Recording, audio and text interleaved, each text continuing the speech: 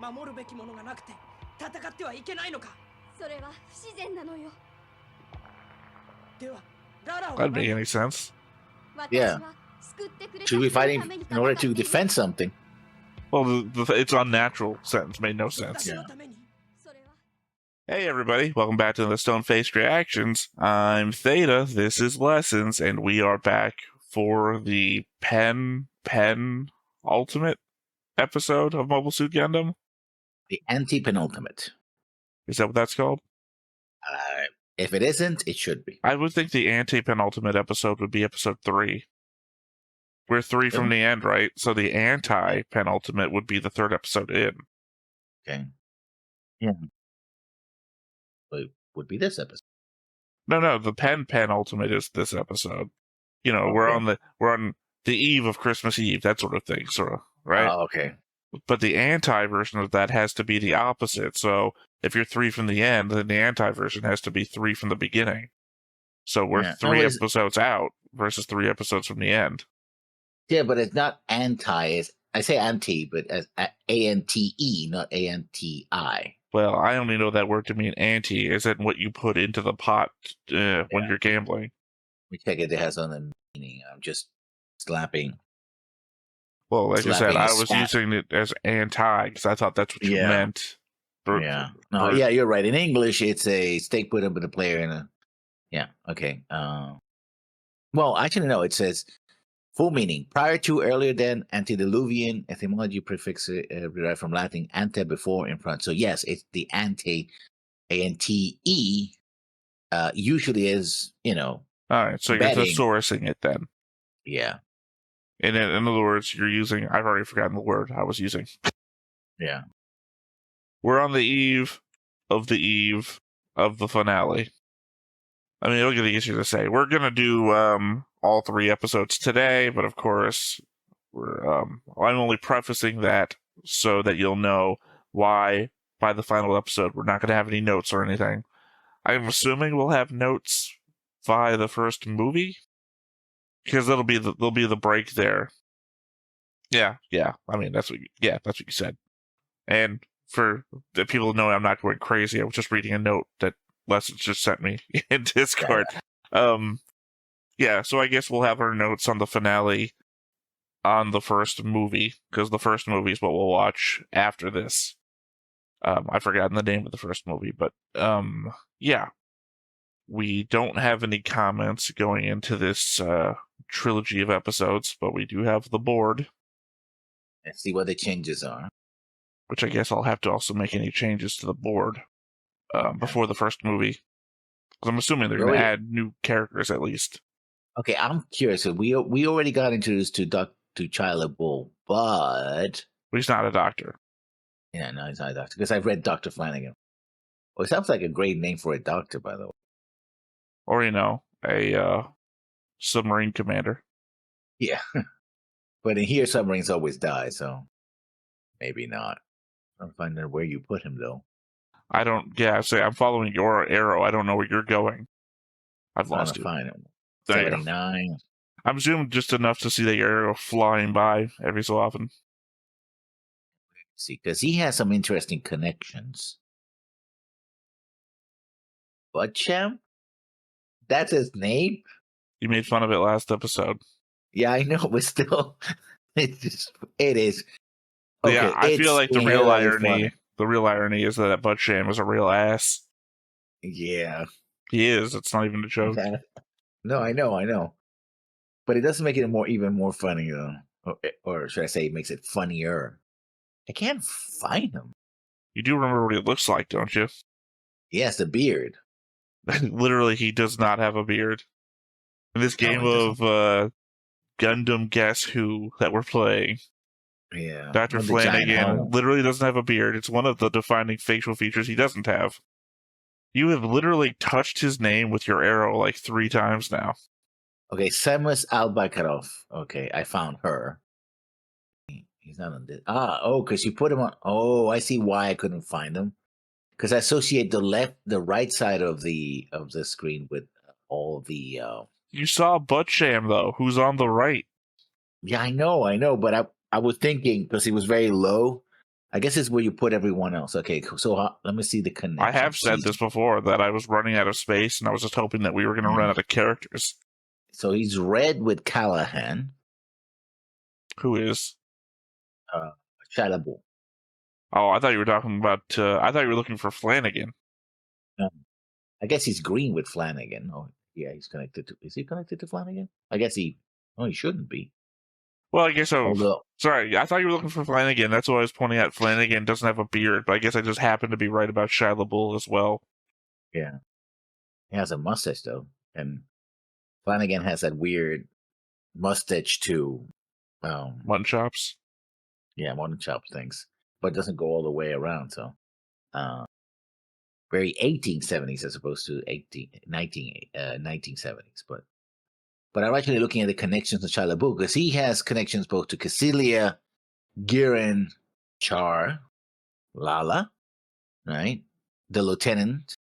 Yeah, and if you follow the green lines, they go all the way up. Yeah, but it does get complicating following all these. All the way to Giran. Caesilia. Giran. Literally the first line I followed went to Giran. So yeah. It's literally the only green line that goes off of Giran. Yeah, but now it's easier to follow it from Giran's point of view, not from Chyla's, because if you go from Chyla, there's so many other green lines and reds. Yeah, and but it's pretty easy. It's just follow it up, right? And it's the red line that goes between the purple and red line, so it's that one. And you go up, and boom, it takes a left-hand turn, and then it takes a right-hand turn, and then Giran. And then from Cassilia, you go all the way down. You said she's connected to 3-4 pilots. Never mind. She'd be connected to Cassilia, okay. Jesus Christ, this is a mess. It's not a mess. It's very easy to understand. Oh, yeah, sure. The New York metro system is easier to understand than this. Because it's designed that way, but still. There's a lot of lines. And they're connected. That's what I was... That was a character that was interested. See, like I said, you just follow this line all the way down. It takes a right-hand turn. It crosses across these. And it goes to Charlie Bull. Okay. Since you made it, I trust you. Otherwise. Oh, wait, no. Sorry. That actually goes to Barum. Charlie Bull doesn't actually talk to Cassilia. No. Yeah, so guess, no connection.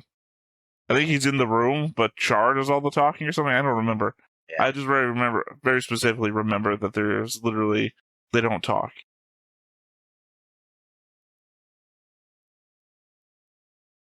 So, anyone else? A bunch of people added to the board.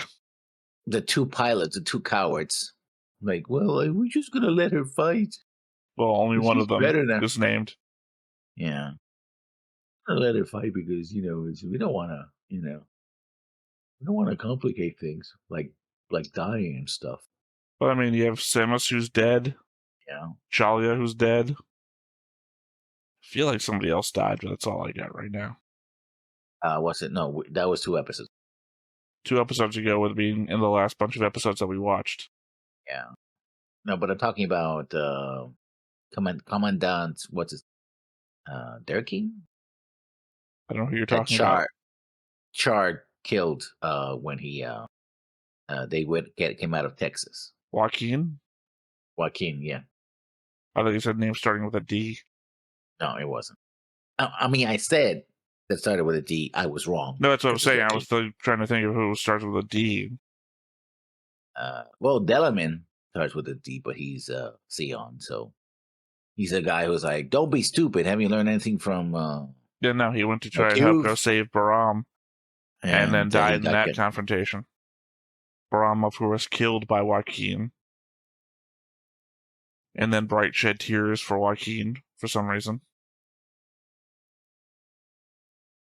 You put a blue line. Well, I guess there's still a blue line between Artesia and Castle because they're still family.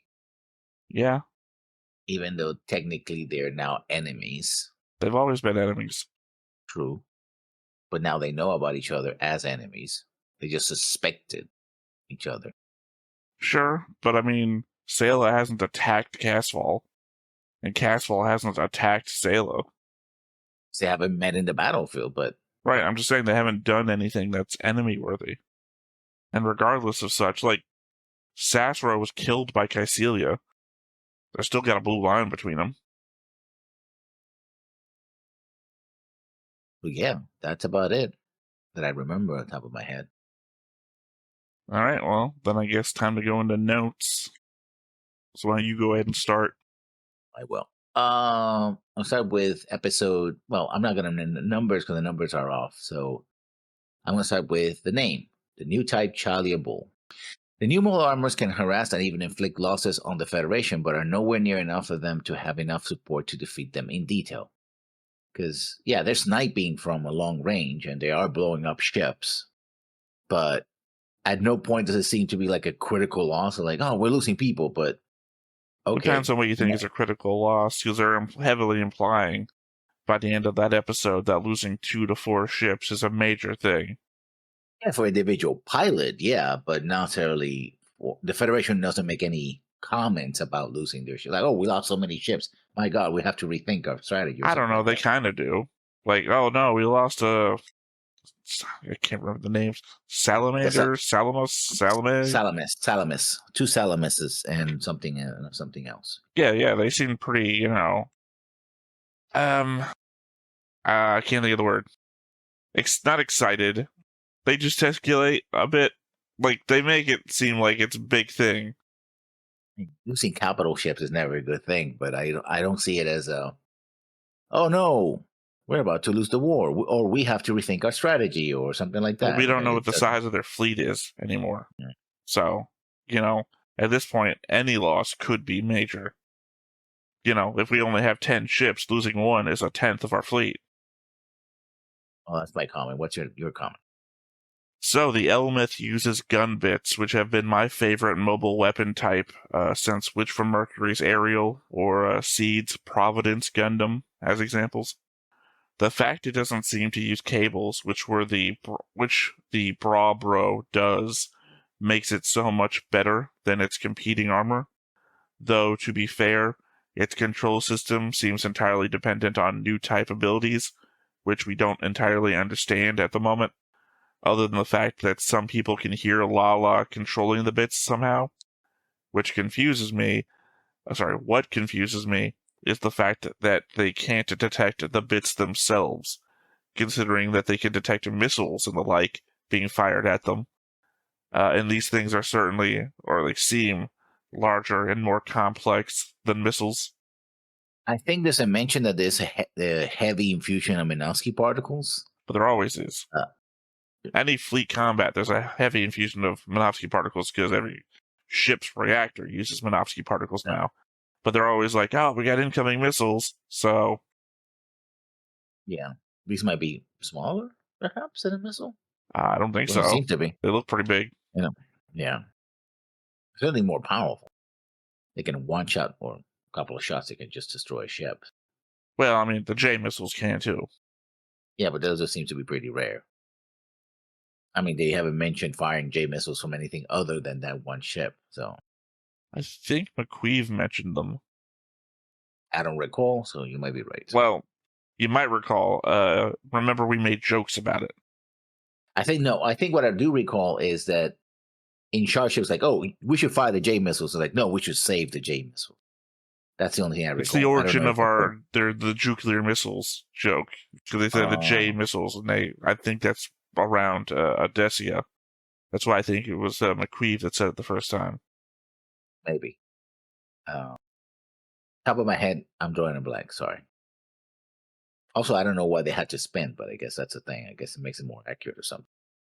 I think I made a comment about rifling. Yeah. But I guess that would make them more like rockets than missiles. Yeah.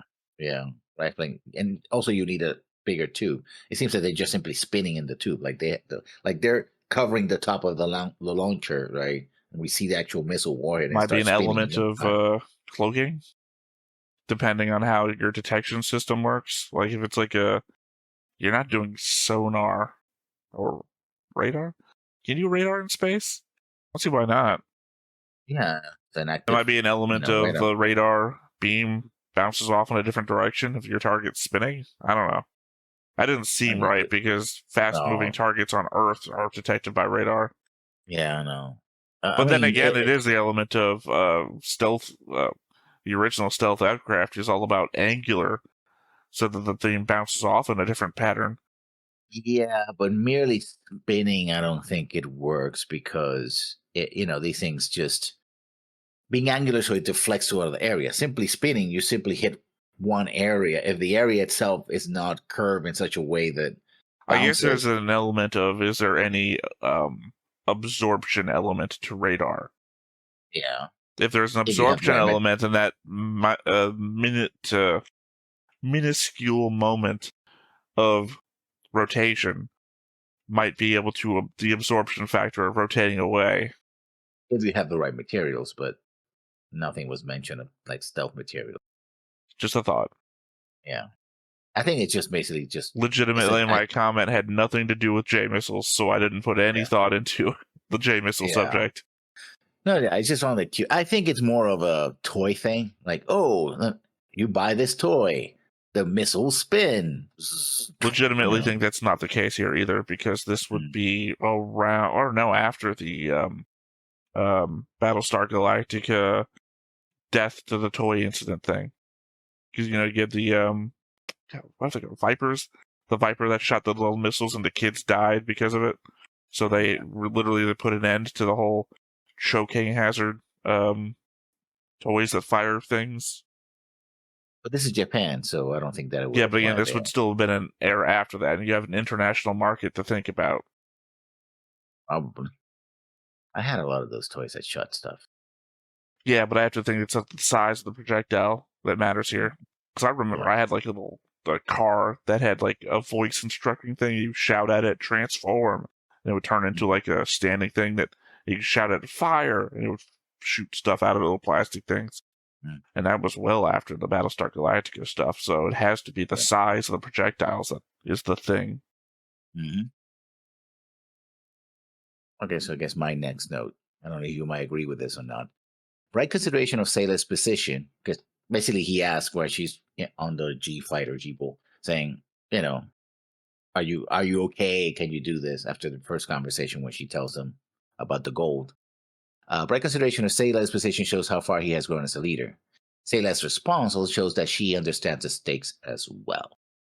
I mean, I don't disagree, but I think I have a comment somewhere down the line here that's going to be more on the facet of I don't understand where they're coming from, but I don't remember.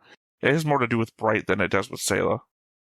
Bright is a confusing figure to me still, because he does things that are confusing to me. He's never come back from the leader who just lets people desert, though, in my eyes. Oh, yeah, he says, you're going to leave the ship. She says no. Yeah, after a conversation with Revel, who's like, if you want to leave the military, that's going to be basically life imprisonment. And then Kai is like, I'm just going. And he's like, see ya. It's his command. He basically taking responsibility. If they can't find him, then yeah, it's on his head. Yeah, so like you said, he's doing things as a leader that doesn't make much sense, especially when you put it into context with early Bright, who's slapping bitches. I think now he doesn't have to. Because people trust him enough that they can just have a normal conversation. They're like, okay, if you're... Yeah, as it turns out, in Bright's eyes, the best leader is the one with the least discipline. Works for him. He's still alive. Yeah, what they say, every ship is an island. What's your next note? I feel like the thing being indicated to us by Lala's attack on Solomon is that a large number of people have the potential to be new types, and that there are degrees to it. Not everyone could hear Lala's control over those bits as a signal, so I'd believe that those that could might be the ones that are developing new type genes. When we go to the White Base's bridge, it's only Mirai sensing anything, pushing her outside the sphere of just intuition. Also, I add my note to my next note, which is when Sayla goes out to combat, she also gets a spark. Saying Sayla Sparks also marks her as a new type. She gets her own sort of warning. Well, we've done it again. We're gonna chain our comments because I'm gonna read my next one then too. They literally showed Sayla getting a lightning flash before a ship got shot. only to show Amuro sensing something with lightning across his eyes as a visual aid. I don't remember if Sayla was on the previous list of possible new types, but she should be on it now. Yeah, I guess we agree on that point. It's the matching visual aid indicator. If they Yeah. show Amuro with constantly lightning flashes as the indication of his new type stuff, then any other character that they give us a lightning flash for has to then be the same visual aid, until we go into another show, in which case we have to then learn the new art direction styles, visual aid motif. Like dropping nuts. Okay, so that was my comment, and you had your comment. I guess I had to do another comment then, right? Yeah, we're eating through them. Yeah. Another, and now this is more of a, not really a comment to discuss, but it's like, and now we have gone full 2001 with Lala as the egg yolk, thrown for good measure. Because the whole, I know you don't have much of a problem with it, you think it's useful, but to me, when I first saw that scene back in the day, and then we saw it again, I was like, oh, okay. And we made a whole thing about, being tripping in acid and all that. Clearly this was in 1979. 2001 was 1969. Yeah. Sorry, my next note is literally about the same thing, so let's combine again. Okay. So Amuro's vision, Lala looked like melted and spread out, likely due to the fact that she's spreading out her control to pilot these multiple gun bits across space. It's a visual metaphor. It makes sense when you think about it, but what it actually makes me question is Amuro's vision of Dozel back at the end of the Solomon battle. If he sees these visions of people when they are exhibiting their new type of powers, does that mean Dozel could have been a new type? And that his rage was manifesting his power right as Amuro killed him? Could be. Again, the problem is that this is very late in the show, and they just sort of throwing a lot of. They're not throwing a lot of stuff at us, although visually I think they are more ways than we didn't expect before. But more like, oh, there's a new type thing. Oh, new type. I was like, oh, okay. We had never really gotten a time where we can just go like, oh, so new type's a thing, X thing. Okay, we move to something else, and then we go back to the new. Once new types got introduced, it's been new type all the way down.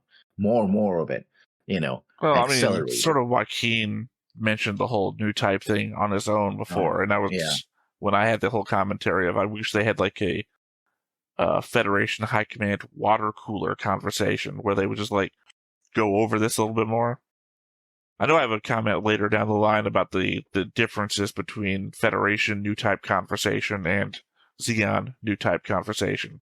But I don't know. Yeah, I know I have another comment also about the difference between where we come from when the Gundam is a learning machine and Amuro is a new type thing as well.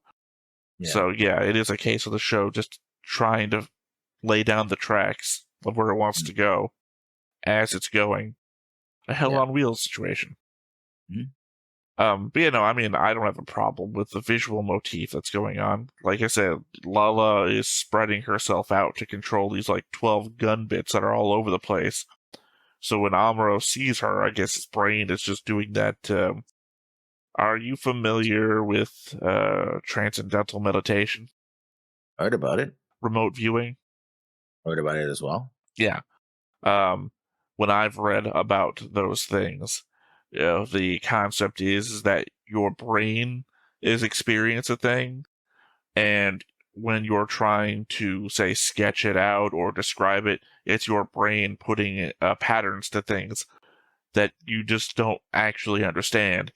So, and that was kind of a thing I think that the CIA was trying to develop as a possibility, literally around the time that Gundam itself was being made.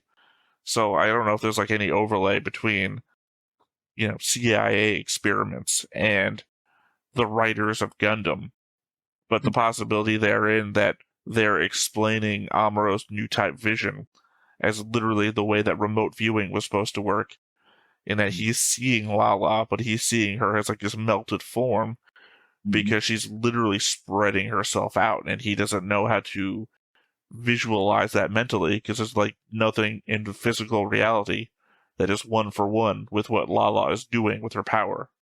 True.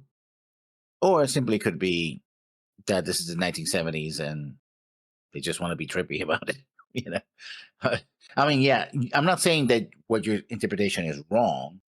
I'm just saying that there's actually it could be less to it. Well, no, than- I mean, I get what you're saying. Literally, that I'm looking at it with the lens of hindsight, which is to say, what I'm explaining works perfectly now, but that you could go back and say, yeah, but they had no fucking idea about any of that. So you're creating an explanation that's better than the writers could have possibly had in their head. It's like, sure. I guess I'll go to my next note because we're doing the whole chain note thing. If Giran wanted Bull to kill Cassilia, and that's a big if, I'm just speculating, he went about it the wrong way. It also explains why Bull decided to go at it alone, fight the Gundam, since he knew that killing her wouldn't help Sion anyway. Now, I say this before you answer, because I'm baffled by the whole thing. You know, he sort of hints at, oh, I want you to do something, but I can't tell you what it is. And then he goes to, work with Char, and Char's like, yeah, I know something's wrong here, but hey, whatever. It's like, it's almost like they're having a telepathic communication and decided not to tell us what it is, right? Like, oh, I have this dastardly plan and you're going to carry it out, but I'm not going to tell you what it is. He's like, okay, I guess I know now, but I'm not going to tell you because guessing when my superior commander, who was quoted by his father to be a Nazi like Hitler, would be back for my help. So I'm just going to go and do whatever and see you later. Well, to be fair, the Hitler thing comes up later, but yeah, it's not my next note, but I will chain in my note that literally coincides with yours as my response to yours. Something I didn't pick up before was the fact that Bull picked up that he was being reassigned to work under Caecilia without Giran having said anything, but at the same time, the implication being that he didn't read it off the paper that was in his hands either. I think I assumed in the moment that he read it off the paper, but we know from the scene itself that the paper is just the findings of the Flanagan Institute and not any reassignment orders. Also, we had joked that Giran was sending Bull to serve under Caecilia in order to kill her, but honestly, Bull himself doesn't know, and I can only guess. I would have made the secondary guess that he was to serve as a spy to see what Caecilia was up to, but even Giran said that reading the minds of his superiors would lead to his downfall, making me think that it was him warning him not to do that. But could it be warning him not to do that to him, Giran specifically, or to any of his superiors? Because if he's sending him to be a spy, then reading the mind of Caecilia, if Chilabud could do that, that's what I think is being implied by the scene. Yeah, that he read Giran's mind to know that he was being reassigned to Caecilia. Because again, it's not on the paperwork. So the only other thing is he's seeing into the future. In which case, that is extremely long distance. I don't know if you measure time as distance in this respect, but you know what I'm saying. It is sometime in the future beyond the immediate. Well, if you have to, Lala, 15 seconds was the measure I gave her. This is Chalyabul, getting onto the ship, going to the station, being assigned to Caecilia. That's a long time. Yeah. Relatively speaking, yeah. Again, that conversation, it might be a translation thing because we're just reading what the translator says. Conversely, Giran could have said 15 seconds from then, I'm assigning you to Caecilia, and then he responds to the thing that he was seeing in the future, 15 seconds. Yeah. So there's that. I guess it's next to my neck note then. It seems that oversized helmets, because we see both Chalabu and Lala have these huge helmets, are part of the psychomu system used to harness new type abilities. And they do mention it in the episodes by that name. Well, they mentioned the psychomo system. They don't mention the helmets, but you mentioned the helmets while we were watching the show. So, because I think the overlay is essentially a Macross Plus, and I guess Macross Frontier. Yeah. Sorry, the first Macross. I didn't mean SDF Macross. I just meant Macross Plus and Macross Frontier. The helmets that connect you to the ships and everything. Yeah. It might be they're big in order to house some kind of electronics in it. Although we see that Lala has a bunch of screens that are have wiggly lines, seem to be reflected in Well, her you helmet. remember they're constantly like, give me the readouts. Yeah. So could be a combination of things. All right. I also feel like Lala's exhaustion is the Minovsky equivalent to new type powers, which is to say the presence of another new type in an area might act like a powerful aura around them, causing a dampening field that is difficult for another new type's powers to penetrate or maintain. In this case, Lala is trying to control gun bits flying around in Amuro's aura, which is mentally taxing for her, as opposed to the little effort required to control them in empty space. Yes, but it seems that, well, because the thing is, in that scene, Amuro is trying to reach out to her, right? And I think that's what's kind of putting pressure on her, right? Well, he's sensing her. And yeah, there's a difference between the effect that's happening at the very, I say first, 2 episodes ago, when she's doing the testing and Amuro goes out, and 1 episode ago, where we literally get what feels like Amuro's lightning bolt things smashing her in the face. So, one is him actively doing a thing against her. The other one is Amuro is just in the area, and she's getting, like, drained. So that's what I'm reading that as, is that him being just in the area is taxing for her to work around. The way I read it was more that he was a little more active. The issue with my theory here is that we have a testing size of 1, which is to say that if Char is a new type, it feels like the ability to see slightly into the future, what Amuro Char has done, is not one that needs to penetrate the powers of another. That is a personal, internal thing, versus Lala's is the first time we're seeing a pushing your power outwards to affect other stuff thing. And my final note of this episode, not that my final note overall, if only Amuro had a coordinator to reprogram the Gundam, but alas he didn't, so it burnt out. I have another note about Dr. Han, whatever it is, and his stuff later that might tie into that, but I would agree that reprogram the Gundam is probably... I think they would need the Gundam to be reprogrammed alongside Dr. Han's thing for the effect that they're showing. Because otherwise Dr. Han's thing is only going to be partially effective. I know the show's going to say it's going to be 100% effective, but I'm just saying it shouldn't be as effective as it was. But I've got a future note for that. Also, you said that was the last note of this episode. I think Dr. Han shows up next episode. Yeah.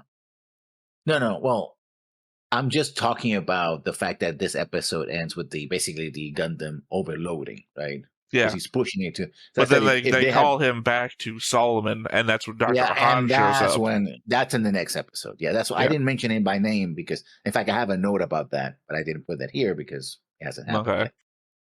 All right. My notes aren't in any episodic order. They still happen to be in 2 episodes back.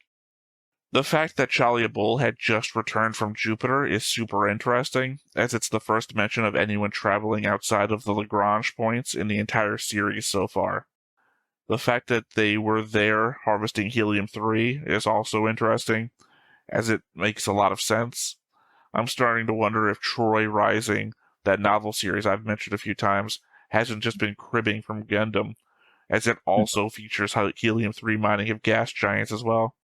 I don't know if I mentioned before, Troy Rising is also the serious novel version of something Mercenary. What is the comic series called? Schlock Mercenary? Schlock Mercenary, yeah. Troy Rising is the serious novel version because it's the co-creator of Schlock Mercenary. Yeah. I don't know if I ever mentioned that when I was describing it before. I know I have in conversation to you, me, and Rafferty were in on Discord before, but not here in the recordings. I mean, it makes sense, but it's not the only one. I know, for example, in Traveler, the RPG, which came out in 1977, same year as Star Wars, they also do basically the entire economy is around gas mining, helium I mining. think right? I'm sorry, not here. Troy Rising, the economy is literally power based because again they do the whole solar laser thing. That's why I'm saying did they crib a lot because it's all very much one for one except for the aliens, and Yeah. our economy with the aliens is literally media. The aliens love Wild West stuff apparently. So that was your note. So now I go to Lala's dilemma. Actually, hold on. Ironically, Sorry, not to interrupt yours. I might as well read my 2 cents thing because it also applies to what Okay. I just said. Mhm. Do they think travel outside of Earth grants new type powers, or is it that they think Jupiter can enhance new type powers? Caecilia wonders if Bull might be a stronger new type due to him just having returned from Jupiter. I think it might be the situation that, well, I guess the deeper you are in space, the more likely you're to be a new type. Or But go crazy, as per I don't know. Firefly. Yeah, but at the same time, Lala is a pretty strong so far new type, and she was born on Earth, and so was Amuro. So Yeah, as far as yeah, we know, Lala was just on Earth and then went to the moon. And we and don't then know went where to the Flanagan yeah Institute is. I guess on Texas. the moon? No, no, it was inside 6, I think it was, because that's where she was originally. Flanagan and her were in the same side, the neutral side, and then they went to Texas, and from Texas, they're now here. I don't know why you think it was on side 6. Because that's where they pick up both of them. In fact, Char says, "Sorry to have left you inside 6 for so long." That's true. Sorry, Yeah. I'm really thinking back to Origin, where he leaves her on the moon first. Yeah. But in the moon, it was kind of implied that it was just like an apartment that he has there. Like, oh, this is my personal abode, right? You chill here while I just go kill Fetties. You know. I So- mean, it's either that or he just knew Operation British was coming. I don't want you on Earth when Operation British goes off. So talking about, my first note in Lala's Dilemma, talking about the Gundam. So the Federation simply greased the Gundam joints electromagnetically to make it more responsible to Amuro's inputs. But if Amuro's abilities improve further, the Gundam won't suffice. I say joints, but it's joints. In other words, it seems like it kind of reminds me a little bit of like super robot designs again, where they're like, because I always said from the very beginning that, well, yes, Gundam is the originator of the real robot genre of giant, fighting robots. It still has a lot of elements about the super robot aspect, and many other shows have, especially the Gundams themselves. Not too far away. It's not. I mean, I would argue that the real robot genre starts or gets its roots in the romance trilogy, which Tamino also wrote. So, where he's putting out his feelers for the stuff. Yeah. But Gundam is the one that gets the credit. And that's right. But this kind of feels like, oh, we're not gonna, the Gundam gets new upgrades. We're not gonna give you a new Gundam, right? We haven't been spending this time building a new Gundam of this caliber. We're gonna do the thing where we're gonna, your robot can't fly. Well, we're gonna build wings for the robot, stuff like that. And this seems kind of like that. Not too much, because it's something I guess it could have been applied to any other GM or something like that if it needed it. But it feels like, oh yeah, we're gonna come with this magical electromagnetic thing that creates frictionless somehow ability, right? Which actually the science doesn't match up. How you do something that's frictionless? You can reduce friction, but you cannot eliminate it completely. Because as long as you have contact between two sources of matter, you're going to have some level of friction. Perhaps not one that matters in the short term, at least, but you will still have friction. That's literally, friction is the contact of two materials, right? Well, I mean, what they're getting into is more super robot. Yeah. Because they're creating a science that's so far advanced of anything else. Yeah. Because you could do frictionless stuff, but you would be in like high-tech Star Trek races stuff, right? The unbelievable separation of... No, actually, sorry. I went to Star Trek. What I should be saying is literally Jujutsu Kaisen. one of the powers of Jujutsu Kaisen is infinite, in that no two things can ever really touch. I put my two fingers together, and there's still some sort of atomic layer between them, but the two objects aren't actually touching in reality. Anyway, I'm actually going to skip ahead in my notes to do my note that actually responds to your thing instead of what the thing we've just been talking about is. Yeah. Also responds to an earlier comment of yours as well. I get the idea behind the magnetic coating, but I don't really see where it would help much beyond the overheating. Amuro complains that trying to move so fast, the Gundam overheats in the process. Mos Khan says that the magnetic coating process could help speed up the Gundam, but that isn't the complaint being made. If the coating is successful, the Gundam should move exactly as fast as it had been, as its speed is a matter of input and response time for the Gundam's computer systems. The frictionless nature of the coating should only abate the heat issue, and the power drain incurred by it, as we saw back with the Adzum. Yeah, without friction, you don't need more power or generate as much heat, especially in space where venting heat. Well, with the Adzum, you saw that the heat drains the Gundam's power supply. It basically operates like Freedom from Seed, Strike from Seed. That the heat will drain its power sources, and they'll just be left unable to move. But in this case, ironically, the frictionless coating doesn't make it faster, as it's just as fast as its motors and everything are able to allow it to be, or as fast as its input, as per your previous thing about needing a coordinator to reprogram it. It can only operate as fast as its computer system allows it to operate. So this isn't going to make it faster, as it already is as fast as it can be, which is to say as fast as Amuro can, Yeah, it's a man-machine interface situation.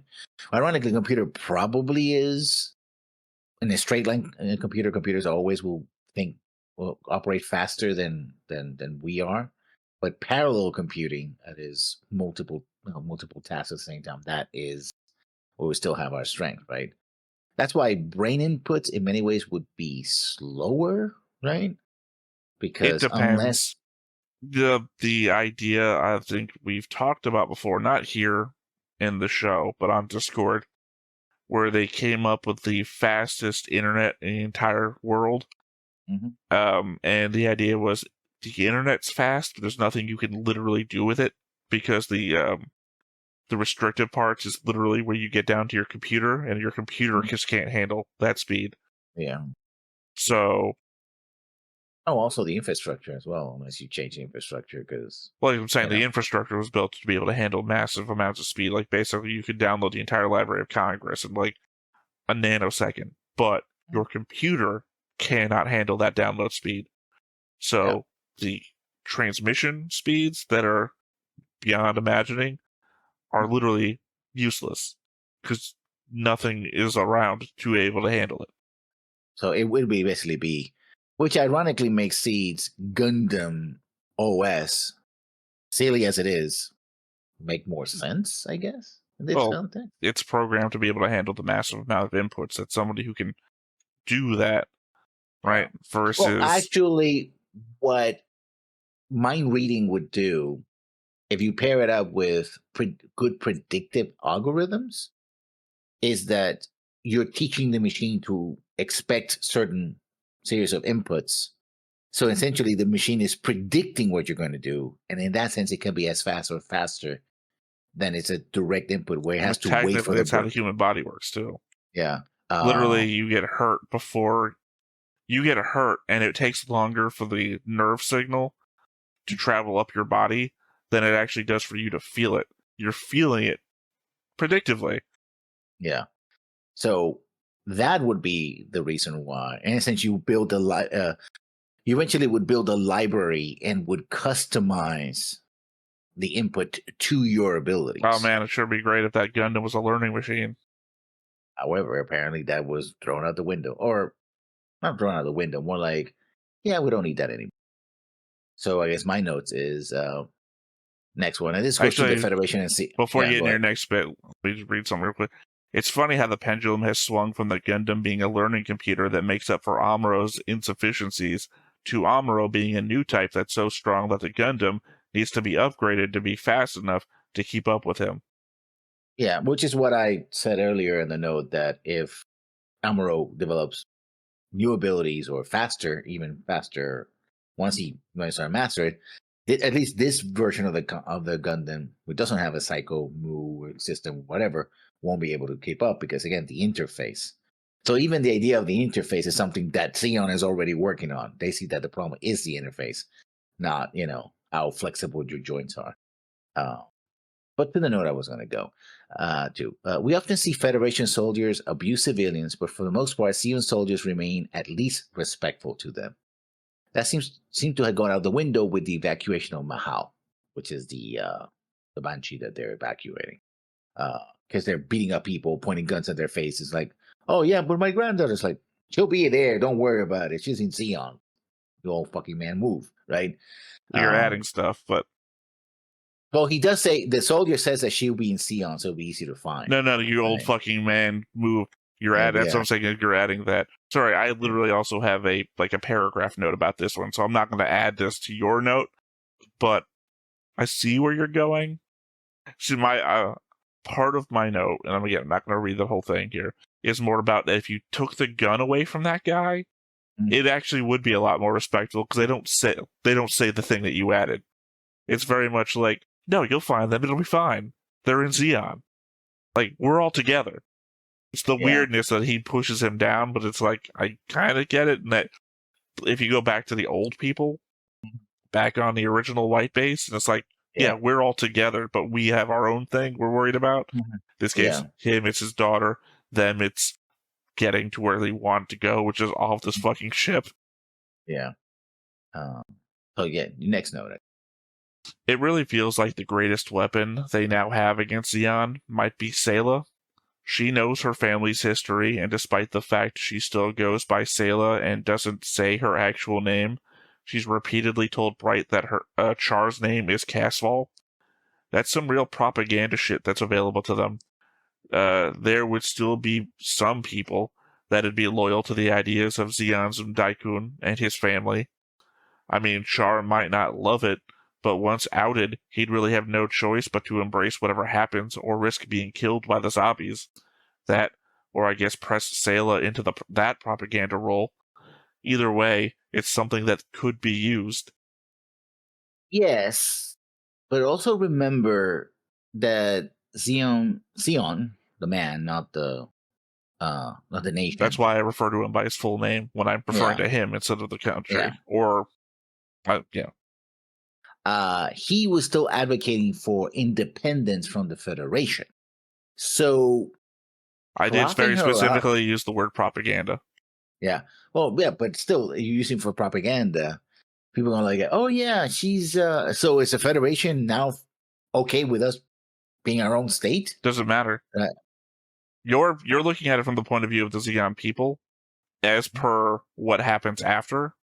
Yeah. From the Federation side, you don't have to worry about what comes after, because what you're doing now is you're dividing the Xeon people into camps, and that camps is going to divide them in the middle of the war effort, and the war effort seems to be wrapping itself up pretty nicely if you're on the Federation side.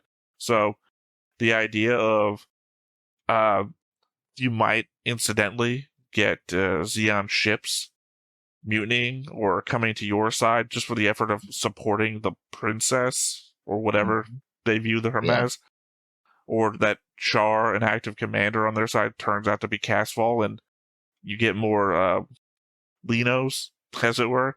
Like you said, it might not be Char might not be ecstatic about what's happening, but you're gonna force his hand into a position of the zombies now know who the fuck this guy is.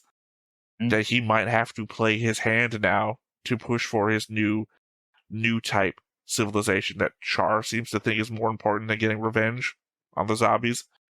Like I said, you could use Sayla too, but the fact that she's on the Federation side is the concern that you're talking about. But again, if you're the Federation and you're going to use it as propaganda, that propaganda might be more valuable than the honest message that the Xeon people might think is being played here.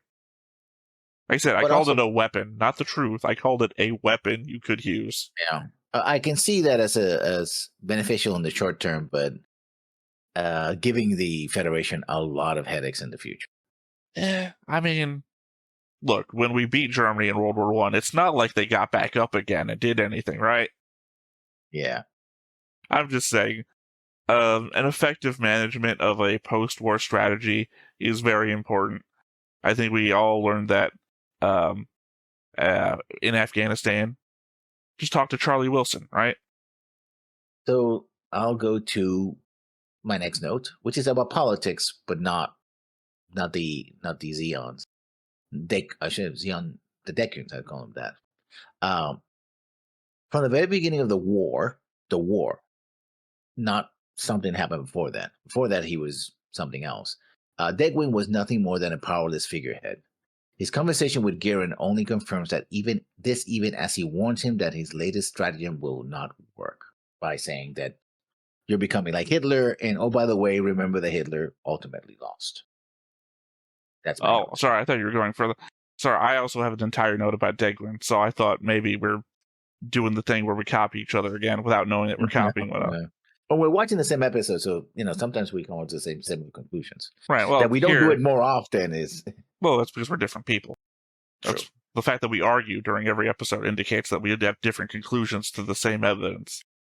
I'll read my comment about Degwin, and then we can discuss if there's any difference between them. I appreciate that Degwin says that he established the Principality as a means to unite the people under Zeon's ideals. For one thing, he is only talking to Giran, so there's no reason to suspect that he should be lying in this moment. Another thing is that he implies that he was a believer in Zeon Zumdekun's teachings, and wasn't just some Stalin-esque figure riding a party train to personal power. Like I've pointed out before, Degwin had tried multiple times to put a stop to the fighting, even before it became a war, then tried to negotiate peace to end the war, before it fully became the 1-year war. Degwin can often seem to be the evil of absence, lacking the will to keep his children in check. But I think what Origin does for his character is show that he did take action and became exhausted by his continued failure to enact the change he desired, before becoming the puppet for his children that we see in Mobile Suit Gundam. True on all counts, but I will, except for one. He's actually, while he's talking to Garen, he's not exactly alone in that room. There are other people there. They might be seen as Garen's lackeys anyway, so he doesn't care, Whatever he tells Garen. I mean, when you call your son Hitler, I don't think that you're lying about other things if you're just willing to say, especially to a room full of people. Yeah. But again, that's the weird thing in media, that guards have no personality. I'm sure it's like a TV tropes thing. Guards who don't care what they hear. Because, typically in media, you can be in a room full of guards and be talking about how you're going to overthrow the kingdom, and the guards are just I'm paid not to listen, I guess. The spear holder effect, right? We're just here to guard the door. You say anything, Right. That's just my point, is that I don't think there's any reason for him to lie about anything in this moment. So the fact that he's I actually believed in Zeon Zumdekun's teachings, I really wanted to create that world. And I guess the implication being that he didn't think Zeon Zumdekun himself could get there. But again, I also don't fully believe the narrative of the show versus Origin, which is to say that the show blames Degwin for the murder of Zeon Zumdekun, whereas I'm pretty sure that Cassilia is the one behind it. But again, Cassilia could be operating under what she believes Degwin wants, without Degwin actually wanting it. In which case, is Degwin guilty for people who do things in his name without him saying that that's what he wants? Because if so, Jesus is guilty of a lot of shit. He does mention in that speech, also mention Cassilia. It says, you and Cassilia. Well, he's putting Giran and Cassilia into the Hitler camp. That you two are planning to do things, which is why I'm saying that if Degwin's guilty of anything, it's guilty of absence. That at a certain point, he took his hands off the wheel. And that point was when Revel gave his speech about not letting Zeon win, when Revel was freed on Degwin's wishes so that they could negotiate peace and not keep pushing the war. But again, leads me back to Origin, where Giran is we're going to be ramping up for war, and Degwin is no, we can stop this now in the streets. We've captured Munzo, essentially. Munzo is all we want. Munzo is all we need. We don't need to push this any further. Yeah. So Degman was never about this massive evil shit that's built up. Yeah. Until he became hands off the wheel guy. Although, to be perfectly honest, if you're going to be making a non-evil castle, do not make a castle for yourself that looks like a giant grinning skull made out of spikes of metal. Just an architectural take. They put gargoyles on buildings that are meant for good things too. True, but they don't make the entire building look like a giant gargoyle. To be fair, there is a difference between the visual design in Origin and Mobile Suit Gundam. True. Where, I don't know, it does look eviler in Mobile Suit Gundam. I don't know. There's a difference. It looks like, I don't know. It looks like Skeletor's castle. Well, although, to be fair, a gray skull also looks like a giant grinning skull. So, yeah. Well, no, I mean, the difference I was thinking is the difference between, say, like Zeon command ships, where it looks like a giant face, the backside, versus the because in Origin, the Capitol building or whatever the fuck it is in Munzo just looks like a building in Origin. Yeah. It looks fine. Yeah. And then in Mobile Suit Gundam, I don't know what the hell it looks like. It looks like no, I mean, like you're seeing like a Joker. No, you're seeing shit that I don't see. Like, to me, it looks like a crystal formation just grew up out of the ground, and then that was it. Like, something weird happened here. Like, I don't know. Like some other shonen anime happened where they had a fight, and one of them had, like, crystal control powers, and they, like, tried to impale the other one in the ground, and then somebody else came along afterwards and was like, I can dig this out and really work with this. I don't see anything in that building. It just looks like a weird amalgam of crystal and metal, I guess. Yeah. I see an evil face, but I'll leave that to the comments when they get to this episode and see if maybe it's a whole Hordershak thing. Man, who made all these buildings look like dicks? Aaron, god damn it. I don't see what you're seeing, man. I don't have a penile fixation. What are you talking about? I'm fine with Hitler, but hey, no dicks here. Cigars. I meant cigars. They look like cigars. What are you talking about? Smoke if you got them. So that was my notes. Oh, you also answered with your own notes, I guess. Oh, you're out of notes? No, I still have notes. Okay. Keep going then. I said there were. I overestimated the number of notes. I got 4 left. I don't know how many you got left. Yeah. 1, 2, 3, 4. I have 5. On that conversation, if there was any doubt about seeing as a Nazi Germany allegory, the same conversation between Deadwing and Giran erased it. As far as Giran's behavior was concerned, right? I will not put it because we have other examples of people behaving differently, right? I will not put it entirely on Deadwing, right? He clearly says, "I created a monarchy for this purpose, not for It's Giran who's been saying, space noids versus noids, etc. Well, I just feel like I've been defending Degwen a lot since the beginning, because the moment you saw Degwen, you're like, oh, this acting asshole. I was like, what? Because I had seen like 3 or 4 episodes of Origin before you and I started watching it together. And I'm like, to my recollection, Degwen's the most innocent zombie. Yeah. So, but I wanted to make clear, because I don't, the narrative, even in that conversation, makes it clear that no, I am I am condemning you for what you have done and will continue to do. Your plans are not going to work. Although the way he puts it, like, oh, Hitler also failed, is like, well, if Hitler had been successful, then it'd been different. But it still is like, you're screwing up. Stop it. This is not going to work. Even when Giran gives him like the signed papers, like, oh, you want me to put a stamp on this? That's what you want. Oh, well, this is for the glories then. Apparently, he actually does. Well, sign, because Giran says, "Without you, there is no Zeon." Yeah. So, as I said, Degwen's biggest crime is the crime of absence. That he could put his foot down, but he feels like a motor that's been run down. Like he was trying back in the day, but then Revel's betrayal is what he's like, "Fuck it, hands off." And I'll let the kids do what they want to do. He lost two two of his favorite sons, right? At least his favorite son, which was the youngest, right? Well, he lost Garma to something he says, you should never have been here in the first place. You should have been like an architect or whatever. I guess up to your next note then. Here's the thing, is that I've got, well, all these, like, my last three are my more serious ones, but I've still got one sitting in the wing here, which is less serious, and you're pulling out all of the scenarios that are my highest ones, so I'm going to go ahead and get rid of my least serious one first. It's hard to figure on what Bright thinks is happening with Amuro. He thinks Amuro's reflexes are so fast that he's able to see the future, but thinks Matilda's Esper talk is just crazy. It's just something, I guess. The side that didn't even think new types were real has fielded the most effective one, versus the one who has a whole institute testing people for new type ability can't seem to field one without dying.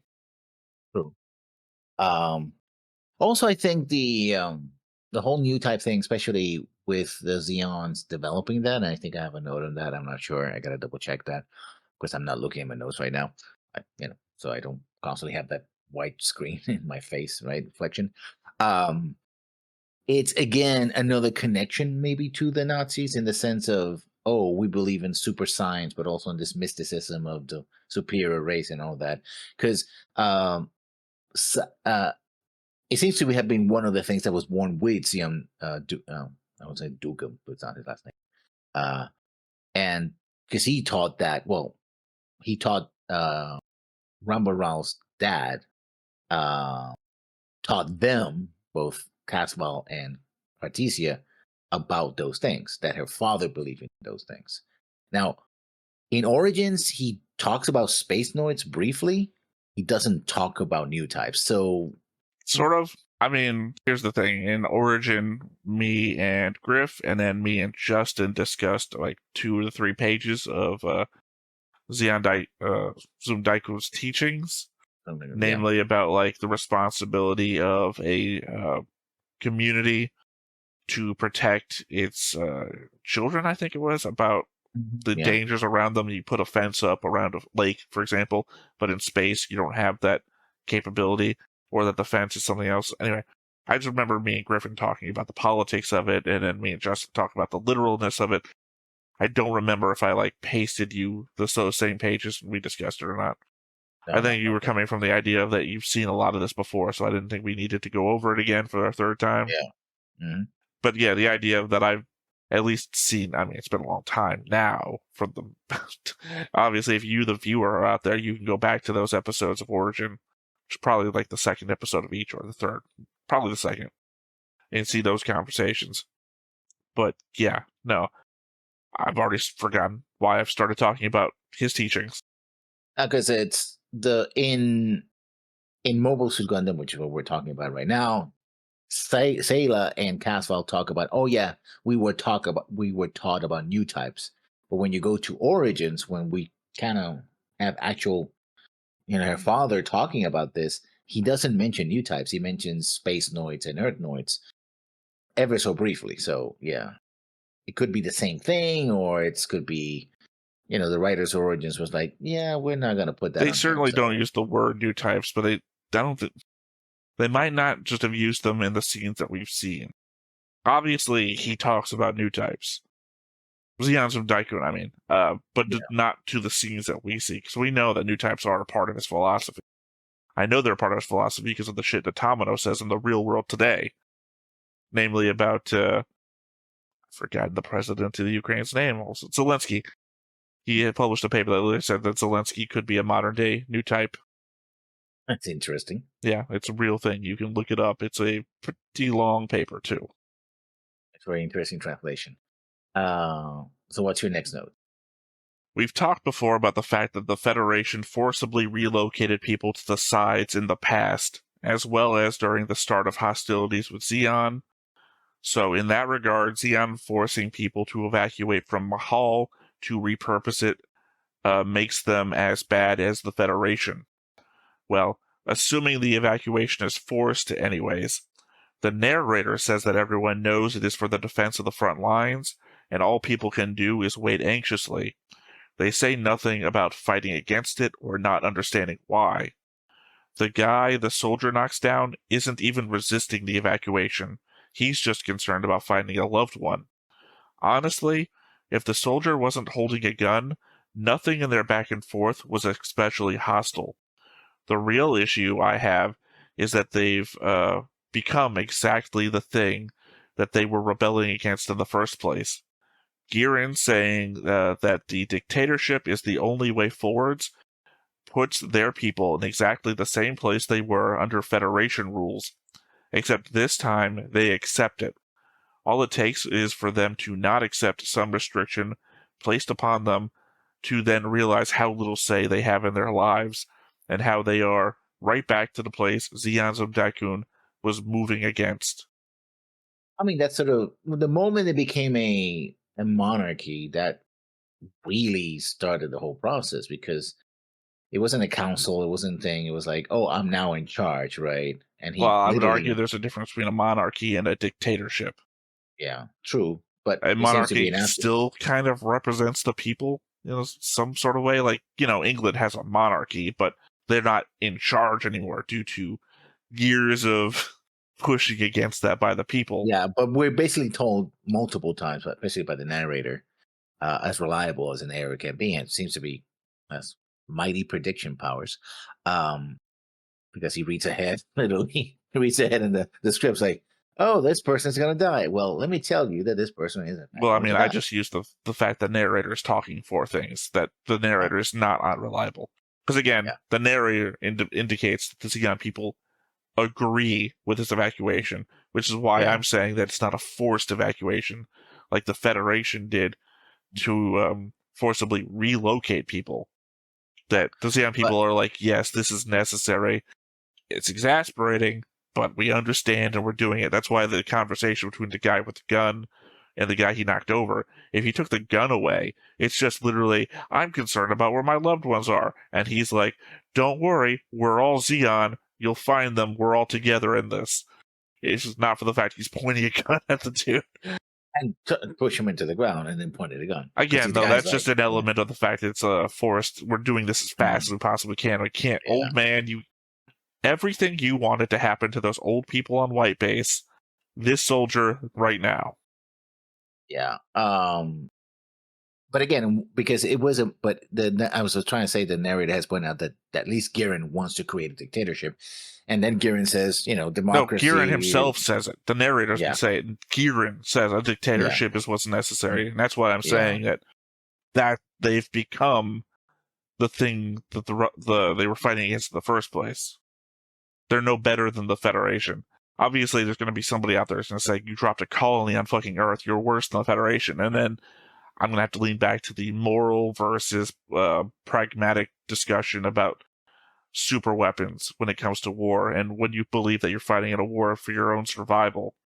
That I don't believe the Operation British was a morally evil event, but it might have been also a pragmatically necessary event if you believe that Zeon has a right to exist. So, in that nature of events, I do not believe that you can use Operation British to say that they are just as bad as the Federation. I think you need the fact of what happens to the people on a personal level to then make that argument, which is to say that what Girin is doing now makes him as evil as the Federation was to the citizens of Munzo at the very start. I mean, he was also willing to exploit the riots and all that, which did happen because the Federation overstepped its bounds, but it was like, oh, I'm going to use this. All this blood is until I'm going to use it to my political advantage, right? Which Declan argued against. Yeah. Now, I'm going to go to my next note. The attitude of the two Zeon pilots is downright stupid. A weapon like the mobile armor, I forgot the name of the mobile armor, the EZA something or other, that Lala is piloting, does best with support. In other words, this is the hammer, right? But you got to protect the hammer so it can deliver its blows, right? Like, oh no, we saw her fighting. She was great. We were not going to get in the middle of that. It was like, dude, coordinate. The longer she lives, the more effective she is, right? Only we had some coordinators around here. Yeah, but it's like, and then Char has a thing which is not in my notes. It's like, we're in the stage of easily forgivable stuff. It's like, well, you could court martial. It's like, yeah, I should fucking court martial you because you let my not girlfriend almost die, you asshole. I have two thoughts about that. One is I'm actually going to read my last note. My last written note, not my last note. I have two notes left, but my last note is literally what you're reading here. But before I get to that, I want to also point out that the Elmeth doesn't have operator arms, and It has the thing no. that the Gundam instantly takes anything down with is its lances, and the fucking lances, or sorry, sabers. And if you don't have the ability to fight that off, say if all you have is like these little things that float around you, you're gonna get fucking taken out. Same as the Bravo. Anyway, my actual note here. Char says not to give Lala special treatment and that she should stay behind the Doms. But those two assholes see she's pretty good and retreat behind her, thus giving her special treatment by disobeying orders to be out of their assigned positions as her escort. Char even orders them forwards and they disregard the order. I mean, once Lala doesn't have cover, she can't take out the Fetty ship. Then Char covers for her and she can. It's those two idiot Dom pilots that messed everything up. For as much as Char seems to care about Lala, it's almost insane to me that he lets them return to the ship and tell them how they thought it was insane to risk their lives, seeing how proficient a new type could be.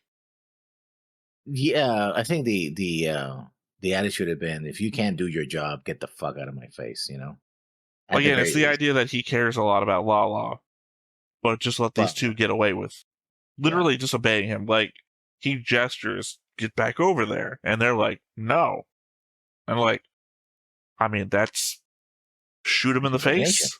Yeah. Yeah, I mean, like, Oh, literally, you're disobeying direct orders on a battlefield, and apparently, as far as I can tell, you're moving in the opposite direction of the fight. It seems like desertion to me, and yeah. I think we treat deserters only one way around here. Yeah, you shoot him. That's not court-martial. That is That's a capital family's not offense. You hearing get. back from you. Yeah. And also, you work on the Cassilia. Cassilia doesn't have that kind of patience. So, she hears about this. You might be in the shooting lines. Like, oh, you let these people desert while protecting a very valuable piece of equipment and a lady that we have spent a lot of resources training to be the ultimate weapon. Remind me again why I haven't shoot you yet? Because, you failed me because you let them fail you. Take the middle point between the two assholes against the wall. Thank you very much. Yeah. So, okay, those are your points. Let me go to my next one. And this is kind of a little bit of a joke. Although I think the audience who have watched this, well, make the comment. Amuro found his Ritz because he's having this conversation with Sayla, right? And Sayla's like, oh, you might be a new type. And I was like, well, I like to think of myself as an old-fashioned type of guy. And we're like, oh man. But she seems to go along with it, right? She's like, oh, that's kind of funny. But we're like, oh man, that was a sucky line. That was corny as hell. Because he was going for the dad joke and that failed. But he was like, well, I don't see his raise or anything. He just Yeah, I think the only thing I could see in that situation two is like, people said at one another is all I saw. yeah. For me at the moment, I'm joking about it. I'm exaggerating. He only had the fedora. I said the fedora is the other kind of like milady, kind of thing. Like okay, you tried. That was okay. You have any more notes after that one? I do. I'm sorry, I'm still thinking about it. I don't like the pairing of Amuro and Sayla.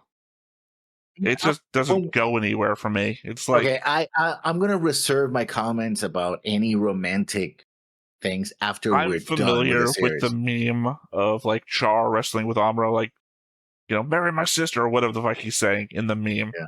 So I'm aware Yeah. that it goes somewhere. It's just Yeah. as of right now in the show, Mhm. it's like they barely do anything together besides fight, and they don't talk, Yeah. and I don't see it. It's like there's no development here. Yeah, no, but I have more ideas about the whole situation and not just Sayla and Amuro, if there is anything at all. I'm going to, because it's one of the criticism I have about this particular series, especially the very end. But well, again, it's I'll like still I'm give it. watching all these other shows at the same time, right? And some of them Yeah. have the similar problem of like Magic Knight Wraith, for example. I'm in the second season, and Nova's a character who's like wants to kill the main character's best friends because she loves them, and she like is the opposite version of the main character. And then she runs up to like Lantis and it's like, "Oh, I'm gonna ruin this because you love him." And I'm like, "When the fuck did that happen?" These characters have spent like one episode together, and nothing has been expressed. It's like, Yeah. where did the? And it's an ongoing thing now that you love Lantis, and it's like, what the fuck? This makes no sense. Yeah. No Anyway, groundwork. my final note. Beyond all the morally evil acts and all the blood spilled by Giran's plans, it is an interesting idea that he's pushing, at least on some level. He's saying that we've already killed so many people, and that the plan moving forwards should be to maintain that level of population moving forwards. Now, obviously, the part where he starts going into the superior races goes into his stupidly evil shit, but maintaining a limited population could have some merit in a world that Origin told us was becoming ill-suited to human inhabitation. Less people, with more technological advancements, could end up meaning more resources spread across less demand. It could have its benefits. Yeah, but that is also an idea that is hard to make a real life example. Well, when the you say thing real is life that one. we in the real world haven't gone through a mass extinction event and are coming out the other end with an Yeah. already less population. It's harder to argue the benefits of limiting the population pool from an already pushing the world's limits area versus something real bad already happened to them, right? You can't argue that it was a negative thing, but you can say, well, we have a chance here in the post of this to maybe make the world a better place by not taxing its resources to the extreme by overpopulation again. Again, there's a difference between saying Thanos, getting rid of half the population, or already being in a world where half the population exists and then trying to make a better world from that. We can't change what's done, but we can look to the future and see what's viable. Obviously, I don't know where your mind goes to in this, because I'm interrupting you at every turn, but Yeah. literally but the first evil thing to think about is I don't think China does it anymore, do they? One child policy. Yeah, I think they've changed that since Because what real life examples? because it induces killing little girls. I know, but no, there's more to it than that. Actually, more ironically practical situations. Because what's happening in China is that as lifespans have expanded, right? People resources actually have better resources. Like people can live longer, and the overall population, not simply just an individual, but overall population can live longer. They don't have, because it's the thing about demographics is you need new children to be born, because you might say at any one point, okay, we have X amount of population, but either people die too quickly, right? So there's not enough adults around, or in the case of China, you have a increasingly aging population without new children coming in, which means either you expect people to work themselves to death, right, in old age, which can be a problem. Or we Logan's run it. Or, you Logan's run it, which is its own thing, right? I mean, it might be only a situation for the Earth's population, right? Because I think we also have the idea that we have these sides out there that we could, ship population in and out so long as we just maintain a biostasis on Earth. Right, your example of we have an aging population. Well, we can have kids on the sides, and then ship the aging population to the sides and move the children in. Yeah, because you need, at least in the modern world, you need new consumers, new workers, new everything, right? So limiting population. In fact, ironically, it also happens in Japan. Japan economy has suffered a lot of it because it has slowed down the population growth, right? So, it's an island, so it's pretty crowded, so they should have less kids. But without new consumers and new producers, the economy suffers, right? Well, again, my example is more Earth-centric.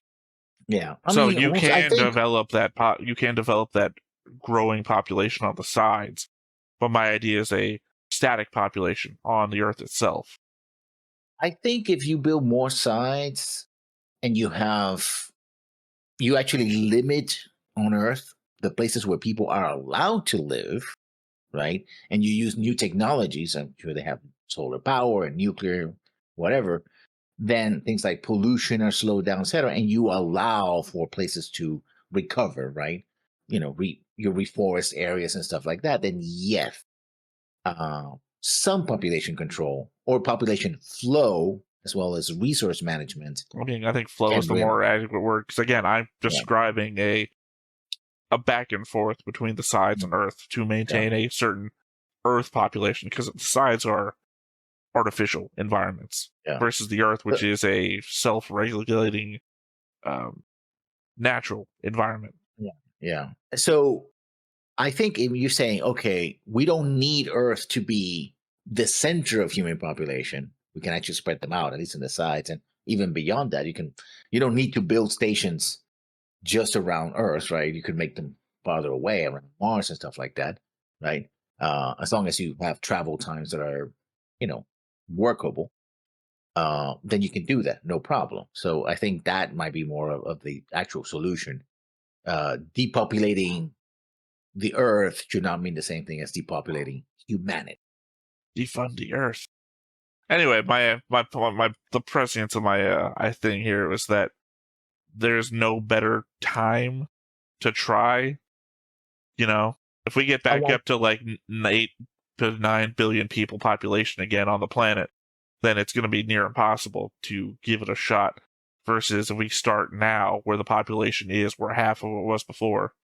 I mean, if the Federation was forcibly moving people into the sides, I think that was already the plan, right? The problem was that things like Sion happens, like, oh, these people have grown up in these sides. They don't have they have a new identity. They don't feel that they're part of the Federation, and they shouldn't have. And they're being abused and exploited by the Federation, right? They're the colonial. Well, I mean, I often go back to episode 2, where we're in Spain and we're getting a readout on the fact that most of Africa is no longer inhabitable by human civilization, because that's just how the climate is now. And it's like, well, that's caused by something, right? So, yeah, but not it's complicated. But yeah, you could switch. In fact, I think mostly switching production, things that actually contaminate the Earth, to space would be more effective. Like, you have Texas, which has cattle. Okay, you can regulate Texas all you want and accommodate for, say, thousands of cow farts a second. I mean, it's a biodome. You can output that because that's also a usable resource. You filter that out of the air, bottle it up. I mean, that's not what I mean, but bottle it up and export it to other industries that need that. So there's another way. I think it's actually leave the people and take the industries, which are really the damaging things, right? I don't know. I would also say that taking the people is also a good idea too. I like the idea of separation. Sorry, my brain is blanking trying to think of an old sci-fi novel from the 50s where humanity leaves the cities, basically, and becomes just like rural utopias, and where people don't live nearby anymore because everything you need to live is basically self-sufficient to a household. So take the population of a city and spread out an entire country of individual households. Yeah, that's more Star Trek. That's, if you have things like replicators. I'm not talking about like replicators. I'm talking about like natural shit that you can do around the house. Like everyone has like a little farm area and like a little. Essentially, you can live by yourself, and I guess you would just have like a doctor as necessary, like brought to you. We're talking about building materials and maintenance materials like paint. Yeah, we're also talking about an era, like I said, like 1950s, where like survivalist shit and the ability to be self-sufficient. Oh. So there's words that I'm trying to think of that aren't coming to my head that are just more like. Anyway, you get the idea I'm talking about. that level of spreading out and not urbanizing everything. So let me get to the next point that I have. So let me bring it up. More Andor, less Coruscant. Yeah. What is with Lala's lack of uniform? Is Sion so lacking in resources they can give her one? I ask those questions because Char keeps saying, "Oh, I've requisitioned a uniform for her." They don't seem to have one for her. He's lying.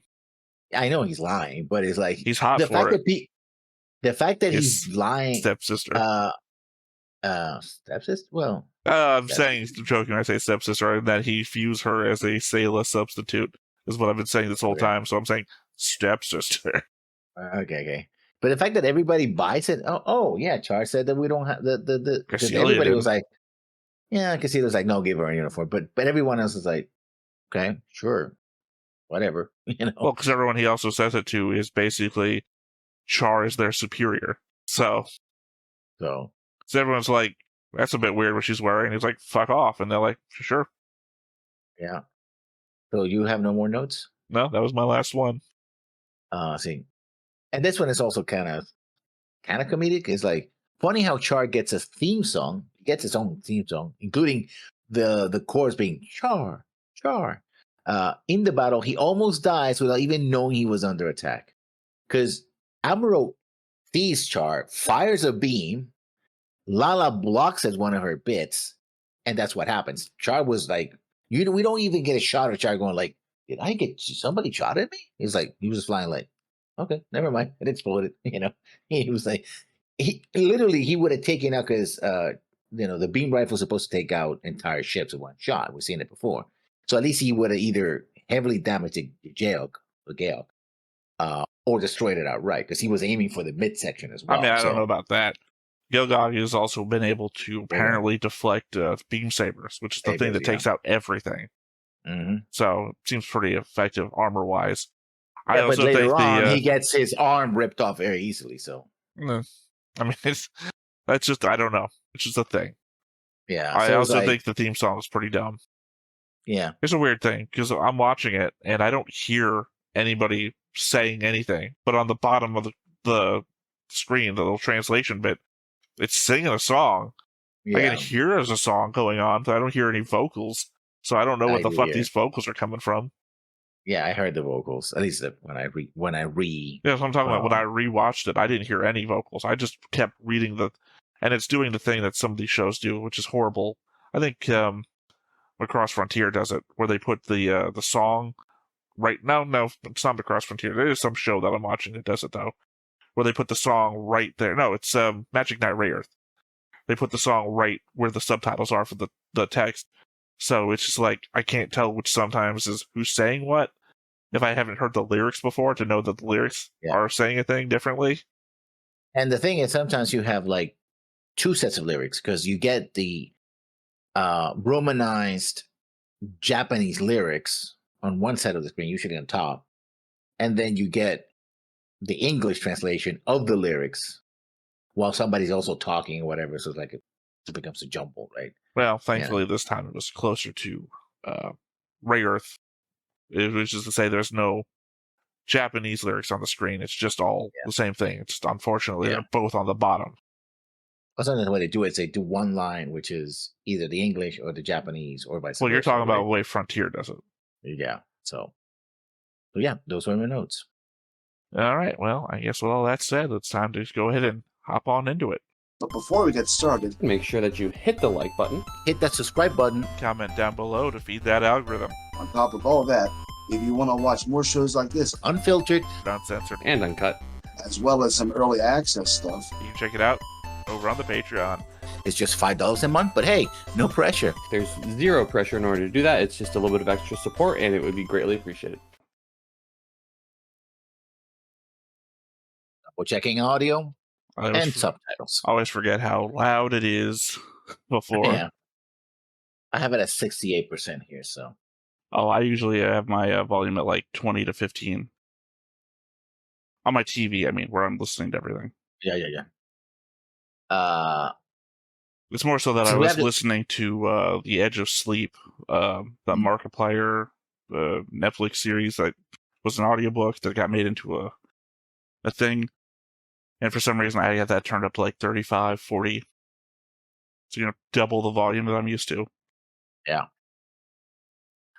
Since we have to talk over this anyway, non-Gundam related, but for anybody who might remember the channel when it was an RPG channel, I ordered a couple of things for Christmas. Well, for my group, my IRL group, I finally found a group of little templates you can put over areas like a fireball and a cube and stuff like that. I've been wanting to have those for years, but for a couple of times. And also one of platforms that if you want somebody who's flying or higher than, you don't want, just put them on the platform and. I thought you were going to say. I thought you were going to say the thing you can put your token on that, where you can little click things that show health, or HP, or status effects. Yeah, those are harder to find. At least for me, I haven't found them yet. So, Caecilian gang leaving Munzo.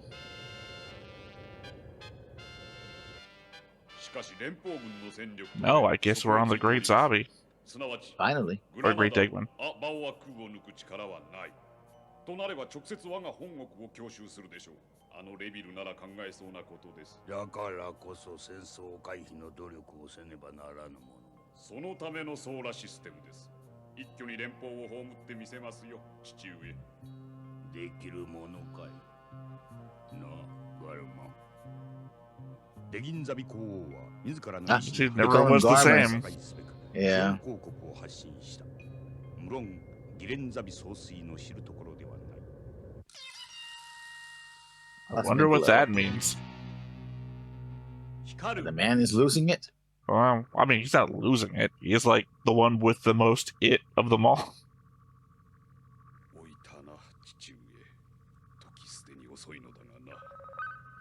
Oh, wait, is he going out to negotiate peace at the front lines? よし、つなげ。報告いたします。ソーラレイは稼働体制に入りました。2時間後には臨界点に達します。ただ、続けたまえ。は、臨界透過膜と変更ミラーが実用テスト用に製作されたものしか使えませんので、ソーラレイシステムは一度しか使えません。能力は予定通り出るのか？はい。3秒間の連続衝突。Well, the problem is that they're going to attack from multiple directions. よくわかった。準備を万全にな。Which would mean mostly if they don't attack from all three directions at the same time, and you've only got one shot. それが治り次第、第2班の攻撃をかけよう。はい。木馬の隊を破ったら直ちにアーバーワクへ向かう。情報ではレビルの主力艦隊はグラナダを無視すると見えた。おお。で、その前に一つ聞いておきたいことがある。Is your name Edward? お前の打倒ザビ家の行動が変わったのはなぜだ？私は Well, I mean, this goes back to where I thought she knew who he was from the get-go, so... お忘れか？キシリア様に呼ばれた時からいつかこのような時が来るとは思っていましたが、いざとなると怖いものです。手の震えが止まりません。私だってそうだ。お前の素性を知った時にはな。それをまたなぜ？ララーだ。お前が振らな Oh man, I was hoping he was to say it was Tachi. Tachi told me. そのお前の先読みする能力を知って徹底的に調べさせたわけだ。お前もララーによってニュータイプの存在を信じ、打倒ザビ家以上のことを考え出した。どうも。ギレンはアーバーワクーで指揮を取る。はい。その後のことはすべて連邦に勝ってからのこと。よろしいか？あ、確かに。Sorry, is she giving him free reign to do what he wants after the battle's over? Basically saying, okay, I think she was saying is like, I know that you want to kill the Sabi family, but since I know who you are, don't mess with me, kill my brother. That's what I said. Free reign to do what you want after the battle's over. Yeah. Sorry, is that a man hanging from the ceiling? Floating, Yeah, just with the fleet though, just couldn't wait for the battle to begin. Just hung himself. それはそうです。今となっては。そうね。今のアムロにそのニュータイプの現れ方をしているから。そうとでも考えなければ説明のつかないことが多すぎるんです。僕の中に。頑張ってね。でも、ニュータイプって言っても僕は特別な人間じゃありませんよ。これだけ戦い抜いてこられたホワイトベースのみんながニュータイプです。Yeah, that would be bullshit though. If we're all special, then no one's special. Yeah. そうかもしれん。しかし、アムロには特別何かを感じるな。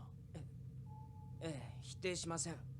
ことにとんがり帽子と接触してそう思えるんです。Don't know what that means. 大佐、ダイヤモンド編 The tricorn hat. お、各モビルスーツ隊発進急がせ。 Maybe he means the tricorn mechs. Oh, she got him. Well, that's spacesuit she always wears. Well, Cassilia made her, remember? Yeah.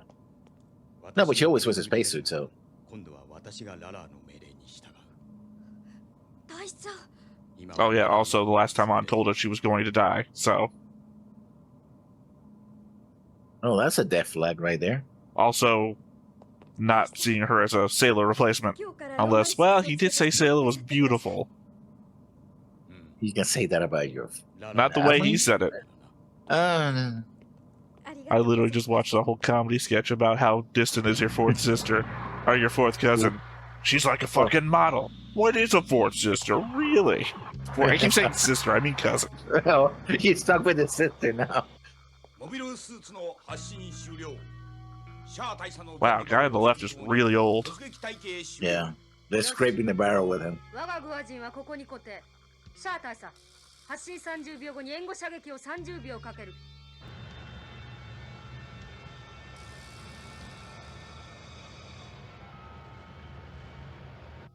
I guess each of the zombies got their own, whatever class of ship that one is. Yeah. I mean, they're important enough, I guess. Well, they only had one back in Origin. It was the flagship of the whole fleet. Yeah.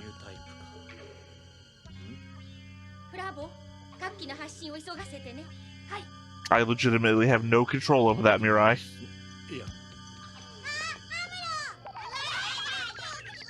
Oh, they built. Oh, that's so cute. They now they got spacesuits that are sized for them. Also, really rude. Yeah. He just charged right through them. Oh, I guess they fixed the gun tank. Yeah. It wasn't around the last couple episodes.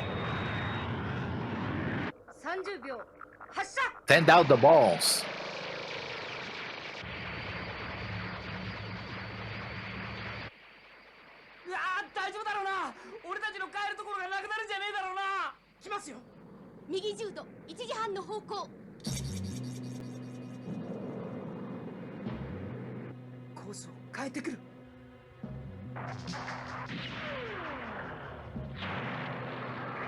Well, J missiles.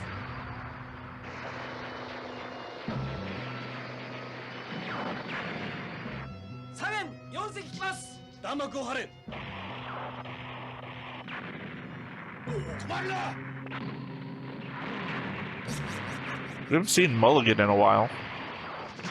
Yeah. Pretty sure he's on this ship, though. Could be. Well, it's the same ship. Mm-hmm. Yeah.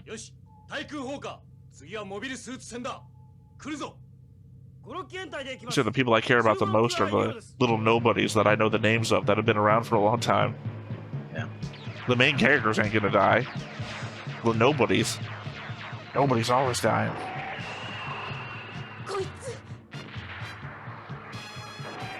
They reused that animation so many times. The fire missile evade.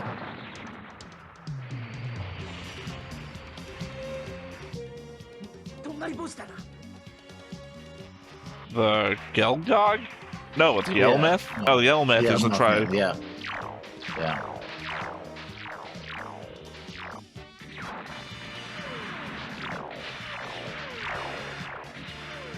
I guess this would be the argument for Amuro being able to beat the Ariel.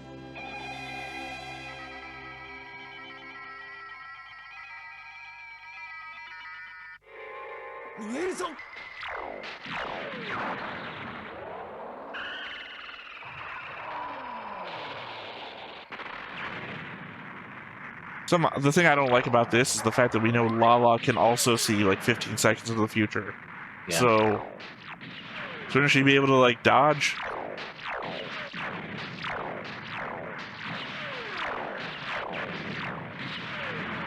I guess there's the element of the last person to be able to see 15 seconds in the future is the one who sees the future that they see.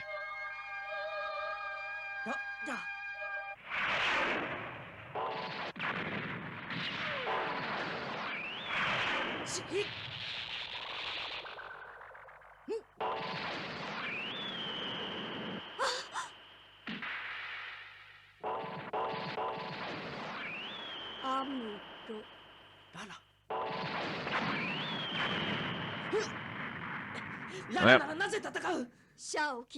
Pretty sure he's gonna die, or she's gonna die to the beam sabers, because it's all that's left.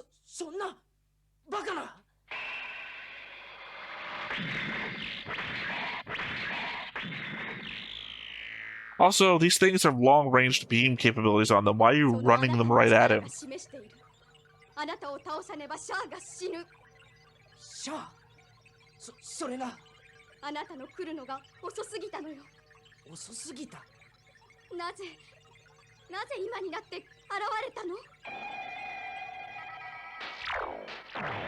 Is that racist? What? That they made the glow thing come right out of her little red dot? Only it's a forehead. The thing is racist is that she's not married, so she shouldn't have that dot if she's Indian. See, I don't even know enough about the culture to know that. That's what I know. If I'm wrong, I'll stand corrected. Unless, you know, maybe her and Char already tied it on, I guess. Turns out they were fifth cousins.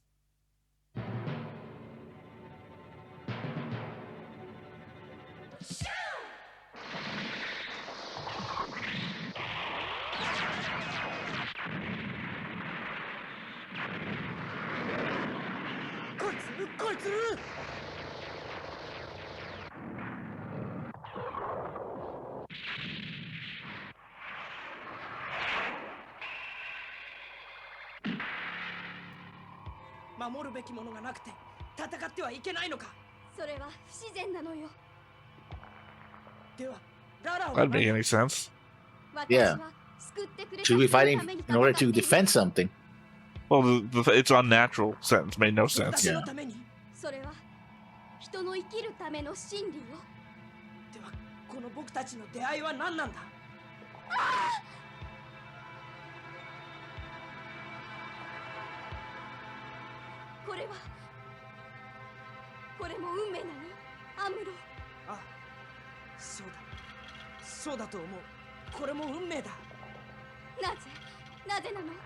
They upgraded the animation for this. No, it's just the same repeating thing like every second. No, but the quality of them.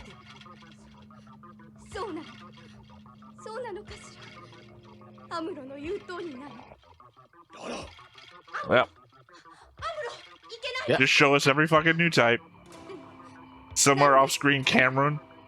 Lala. Lala. Zeta. Amuro. Charla. Oh, okay, that doesn't. Meanwhile, on Spider-Man. Yeah.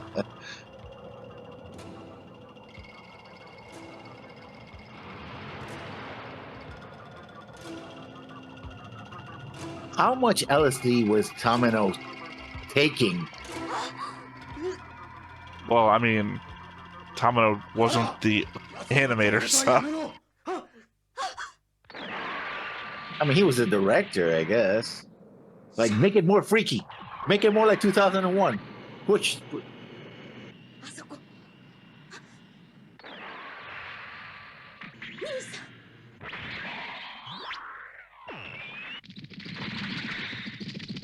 Wow, predating Star Wars, too. You know, the newer Star Wars game where they have the Inquisitors that have the spinning lightsaber blades, too.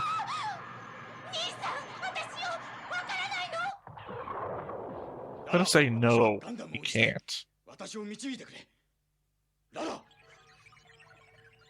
Oh, this is everything I told you about the Aga fight you kept telling me no about.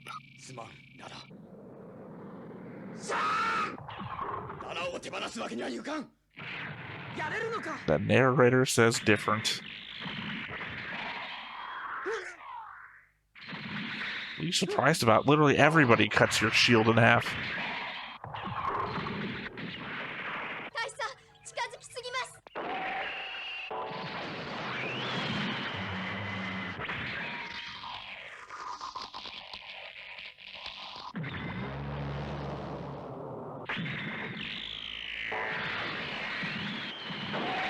セイラさんか。大佐、いけない。アルテイシアか。 It's pretty good. That Lala knows that he doesn't want to kill his sister. It stopped him. ドラ。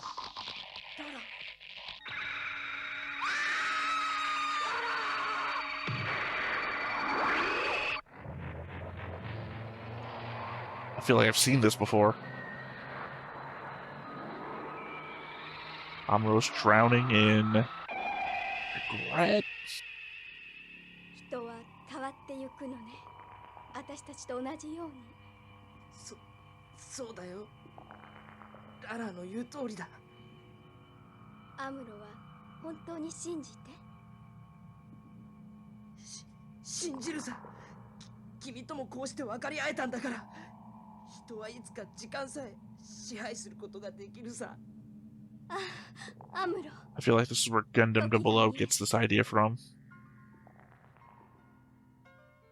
If you could force people to understand one another, they wouldn't fight.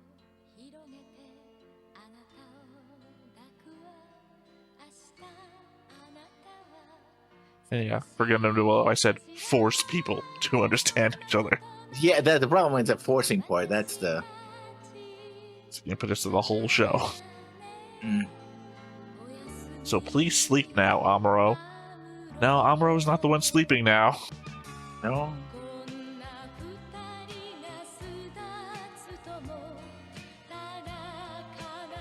Imagine this. By the way, we're having This kids. looks like something. Yeah, that we we're having have. kids now. Yeah. Star Child, right? I was saying, imagine Yeah. all of that, but with Chalabul. Oh, that would be freaky. Oh no, I mean, who knows? I'm just saying, we didn't get this for Chalabul, and he was a new type. Yeah.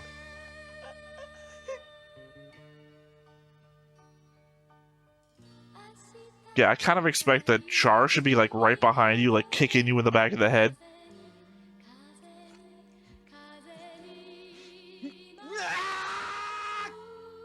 He's literally known Lala longer than he has Artesia. You look like you can't do math. You knew Artesia for maybe 4 years before they got separated. 5 years. 5 years before they got separated. And No, then she was. No, yeah, I mean, there we go. I like that sentiment, though. Before we get into math, which is really going to take us all out of the emotional spectrum. Yeah. He has spent more time with Lala than he has with Artesia in his life. I think that's what you were asking about, and he is about to die. Who's he? Those missiles never Mulligan? hit. Yeah. It looked like he was about to die. His ship got hit pretty badly. Oh, well, I don't know. We have to see the Salamis? Was it? Just Yeah, Salamis. Was that it? Was that it right there? Yeah. God damn it. Yeah. It's hard to tell. It was from behind, and Salamis looks like a fucking ひ asteroid. どいものですね。はい。ガンダムのパイロットのニュータイプの能力拡大しつつあります。圧倒的。シリア様、ア・バオア空のギレン総帥より匿名であります。連邦軍主力艦隊はア・バオア空へ進行しつつあり、ソーラレイのルート上のジオン艦隊はすべて退避。作戦タイム2105。ソーラレイを30分後に使うというのか。ソーラレイ。あれを。急ぎすぎるな。Is it? ギレンめ、何を I 企 mean, むの feels like the thing to do. 本体との集結時間に遅れそうだ。未来、後ろのサラミスがついてこれるかな。無理ね。先行しましょ Wait, う。 what? しかし、 Did I get the wrong name? 大丈夫よ。 Thalamus. この空 Yeah. Those are the escorts there. No, I was saying Salamis was the name of Char's little ship, and you said yeah, so... No, Zanzibar. Zanzibar? Yeah, so Zanzibar. Yeah, that sounds right. 大丈夫です。戦えますから。なあ、ハロー。大丈夫だろ僕。アムロ、脳波、レベル、有料、有料。ありがとう。Who the heck? Who's the kid with the suit too? Hayato? I think you have him as a background character. It used to be one of what's his name's crew in Origins.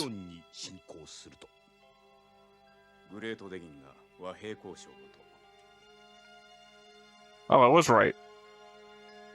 Oh, don't tell me you're gonna be a jackass one more time.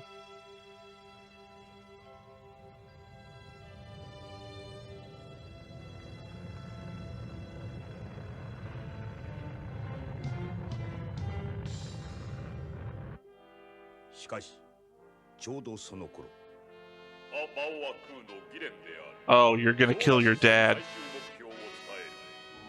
敵のレビル艦隊の主力は3つの隊に分かれてはいるものの、ソーラ・レイ、ゲルドルバ将軍に合わせれば敵主力の3分の1は仕留められるはずである。ソーラ・レイシステムスタンバイ。了解であります。 Fucking Giran. スタンバイ。発電システム異様なし。マイクロウェーブ送電良好。出力8500ギルガワットパーアワー。発射角調整ダウン。 That's a lot of gigawatts. It'll take you back to 1955. Couple times. Yeah. Couple 100,000 times. Yeah. A lot more than a lightning strike. Oh man, this goes back to the whole your Caecilia will protect you thing. If Giran kills Degwin, there's no chance that Caecilia doesn't kill Giran. 825発電システムの無罪下がれ。影を落とすと出力が下がる。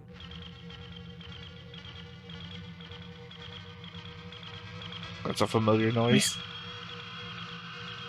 No, we gotta have the dark glasses. No, we don't need them. It just looks cool. Yeah.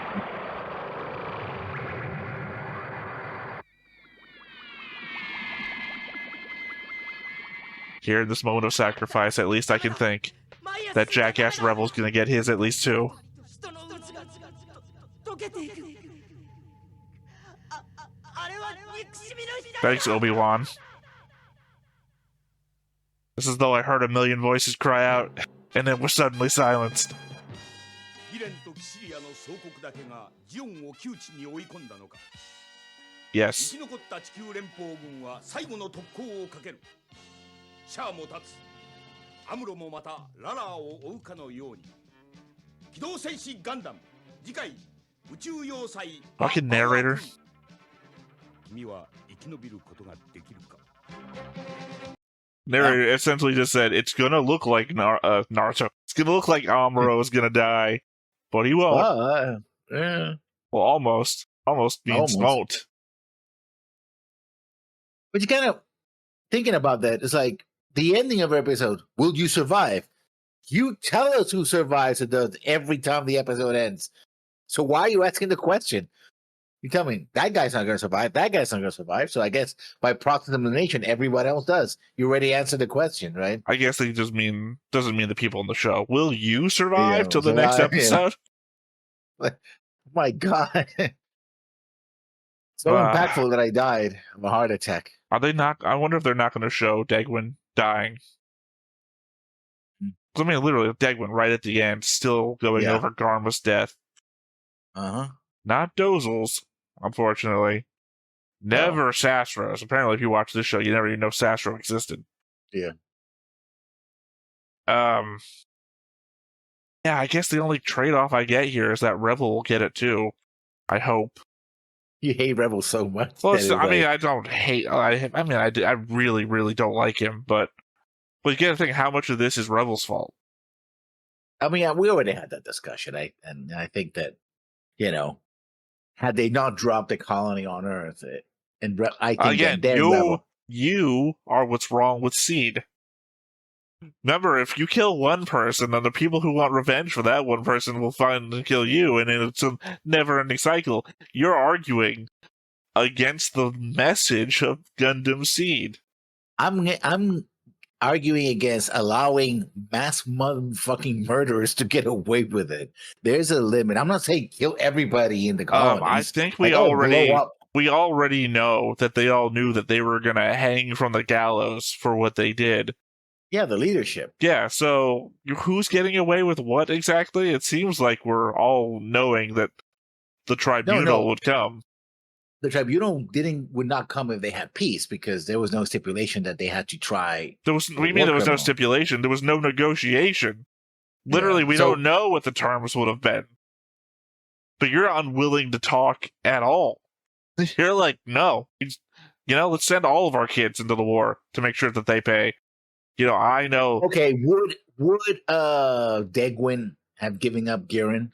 Like, oh yeah, my son did it. Oh, you mean the guy who's calling Hitler? Maybe. It seems like the only kid. Literally, it seems like the only kid he cared about was Garma. He didn't do it before. He didn't have like Cassilia kill him off or something. It's like Cassilia take care of him. Yeah, it seems a little likely that you would let somebody else kill your kids than order your kids to kill your kids. Or order someone else, right? Or something. Or, don't, because you don't know what's going to happen next. Seems easier to hand him over to the authorities, because you're already playing this back and forth game. Sorry, with the Federation and letting people go, capturing people. That it seems more likely that you're going to do that after the peace talks have been talked about, rather than, launch into a 1-year war and then kill your own son and be still in the 1-year war. But the thing is, I don't think Girin would have gone along with it, and therefore it would have been a civil war in Zeon. Or Caecilia would have fucking killed him, and then boom, we still get the peace talks. Again, a lot more people would be alive had Revel gone with the peace initiative. I think at that moment, and at this point, if you existed in the world and you had the authority to make this call, I would blame you more than anybody else, because you're like, fuck it, let's kill all of our kids. And no, I'm not making that joke here. I'm just saying that we're putting kids on the front lines. So you're responsible for more deaths. Maybe not more. You're responsible for a percentage of less deaths than Operation British by the amount of people you've caused to die in the war that could have been ended. You are GOP level of responsible here. Oh, okay. Because GOP is one of those, let's keep fighting the war. This is pretty damn fun. Rebel, at least, you can argue, is like being, I don't know, some level of crazy / brainwashed by all of this shit. But there's no excuse, I don't think. You're literally watching Seed. You know what the message of Seed is. Seed is a translation of this. The problem is that in Seed, both sides end up being wrong at the same time. And the Alliance is just... Even the Federation, with its fault, doesn't get anywhere near as bad as the Alliance. And Blue Cosmos. And also the fact that the Alliance has all Blue Cosmos thing. They're the... the purist, racist, it's reverse. I can't side with that. The Zeon is the Alliance in this. No, I'm talking about the message of Seed. Not so much the story of Seed. The story of Seed at least addresses the whole concept of, an eye for an eye, which is not really a central theme of original Mobile Suit Gundam. Maybe it is, but it just doesn't express it in the same way that Seed does, because Seed has told us the message 4 times over. But, I don't know. The idea... What is the justification for fighting the war if just to make a couple of people, pay? But how many other people have to pay to make those people pay? Also, I argued before that you have to find a way to stop them from doing it again. And the only way to do that is to demilitarize Zeon, which Zeon would not accept it, because then they essentially lose their freedom and they're back to square one, right? If you don't bring it to the table, you're issuing concerns to not negotiate before the negotiation process is even determined that those are not viable things. You're assuming. If you were in Zeon and you have been brutalized by the Federation, your citizens have been shot on the streets, then you drop a colony on them, okay? And then the Federation says, okay, you dropped us a colony, killed billions of people. We're going to go after you. Unless, no. It's literally the same thing that happens in Sea Destiny. They're like, okay, fine, we'll accept that you had nothing to do. We want you to demilitarize the plants, and we're going to put observers in your council. And what the plants leadership security council was like, those are unacceptable situations. No, you're wrong. They didn't. They have an entire line that Durandal is doing everything possible to make them acceptable motions. So in the background, I guess because we don't see it, because like another attack fucking happens after that. Apparently, Durandal is literally conceding to all of these motions to make sure that another he doesn't war concede. He does. He literally said that Durandal is bending over backwards to make sure all of these concessions are made. And it just happens that we have these third factions that are like fucking everything up. So had that not happened, well, I guess also the fact that the Alliance wants the fight to happen anyway, regardless. But they literally say that Durandal is doing everything possible to make sure all these concessions are made. I have to go back and watch it because I think what he's saying is that he's doing everything to avoid war, but that's not the same thing as agreeing to those conditions, because they even say in the show those conditions are unacceptable to the plants. Doesn't matter at the end of the day, because once again, you're throwing out hypotheticals and making assumptions before ever even agreeing to go to the negotiation table. You're like, what's the point of negotiating? They're going to say no. Let's throw all of our kids into the war. And yes, I am being hyperbolic, but we know that they were throwing the kids to begin with. If you're really interested in peace, you make statements that the other side at least are willing to entertain. If your opening statement is, kill yourself.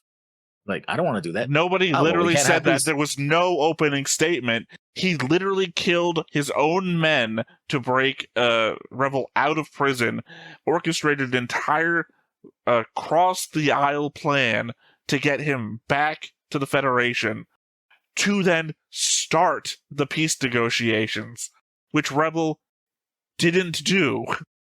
There was never... You're like, well, what if the opening plan is the negotiations are die? And you're like, you're making shit up. That was never on the table because the table was never gotten to.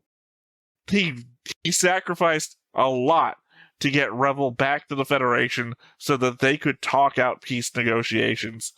And then Rebel was like, you. So everybody that's died in this war through all these fucking events is at the cost of not even entertaining the idea of peace, which Daguin wanted, and then it broke him when Rebel went against it. Yeah, I'm still... Yeah. I mean, it's not even an argument in my eyes, because you keep saying, like, they're like this, or they're like that.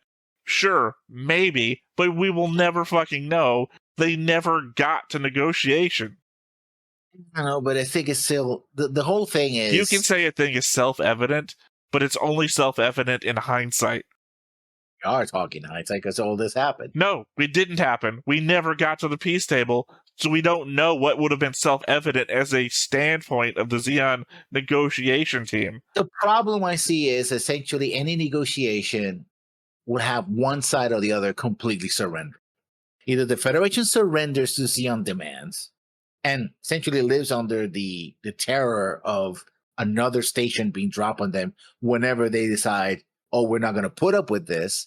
And Zeon is living on the situation where if the only viable situation to guarantee that doesn't happen is to essentially take out the majority, if not the entirety of the Zeon leadership and have Zeon disarm. Those are stipulations that I don't think any one side would have accepted. Here's the problem, once again, is that you've gone to the extremes on both sides and then decided in your own mind that no one would accept either extreme. Here's the thing. As much as an expert or being great at hypotheticals as either of us may think we are, neither of us are experts at like political negotiations or anything of that nature. We don't know what could happen. You know, a fucking miracle could happen, and that two expert negotiators reach a deal that both sides are willing to accommodate that could have led to peace in our time. Somebody had negotiated the Antarctic Accords, right? somebody had to say, hey, no nukes, and everybody but McQueeve says, yeah, that's fine. You know, the negotiators on both sides were literally able to come up with some stuff. So you can't say they're all going to go to the extremes. Otherwise, we'd be in scene where everyone's throwing nukes at each other.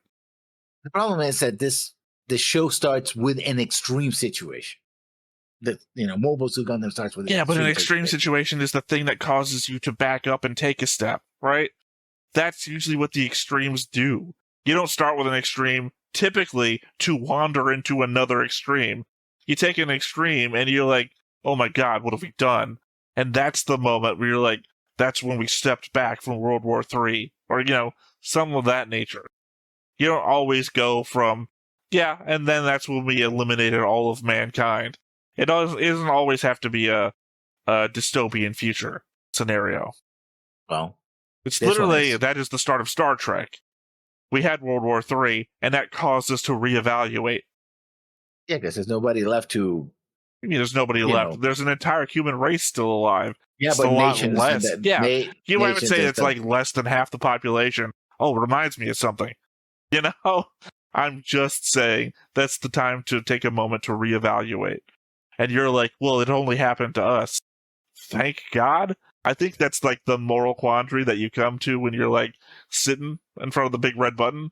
Do I destroy all of humanity because I can't let them rule over what's left? Or do I do the humanitarian thing and take the L and hope that humanity survives this? Problem is also what form of survival takes, because essentially one side or the other will be enslaved. One side will be enslaved by the other. And that, again, is constantly to the extremes. We don't know it. One thing we can know for certain is that we won't know anything for certain until it happens. None of us are new types. And even new types only see 15 seconds ahead, apparently. Unless Char, again, is like the guy from Next who can see like minutes at a time, but you can put them all together. So, the entirety of the Gundam franchise is just Char seeing the future. Yeah.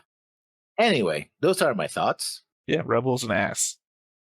So your thoughts? Well, I mean, there's probably so much more to talk about in this episode that we just focused on the one thing. I don't even know why. It's a hot button issue. No, I think it's more so the fact that you can't let go that I think Rebels an ass. Like, because I don't think I think I said my thing is that at least if Degwin's going to die, at least Rebel's going to die too. And you took that as a hook to the whole Rebels an ass argument again. That's it. So nothing to say about Lala dying or the space baby impregnation scene, which I imagine is what we were getting shown. Yes, but who got impregnated? That's a weird space. Part. That makes no. What do you mean it makes no fucking? Clearly, this thing. How can you jump to an extreme and tell me how you know how things are going to work in a hypothetical situation if you can't even imagine space being impregnated? Literally, it's the conscious magic. No. You listen to me. This is the consciousness of a new type expanding out into the universe and impregnating space itself. Because what is the universe but the universe itself trying to withstand itself? It's not rocket science. It's literally metaphysics. Yeah, sure. I mean, that's totally acceptable. If you can't wrap your head around that, how are you going to tell me how two people at a negotiation table are going to act? I mean, it's the giant baby watching over the earth, of course. That's how it happened. The embryo going like that. And what's the name? Thus spake Zarathustra? Yeah. That was the one thing that was missing out of the episode. Like dun dun dun dun dun dun dun dun. Then it turns out to be Leslie Nielsen. Yeah, probably.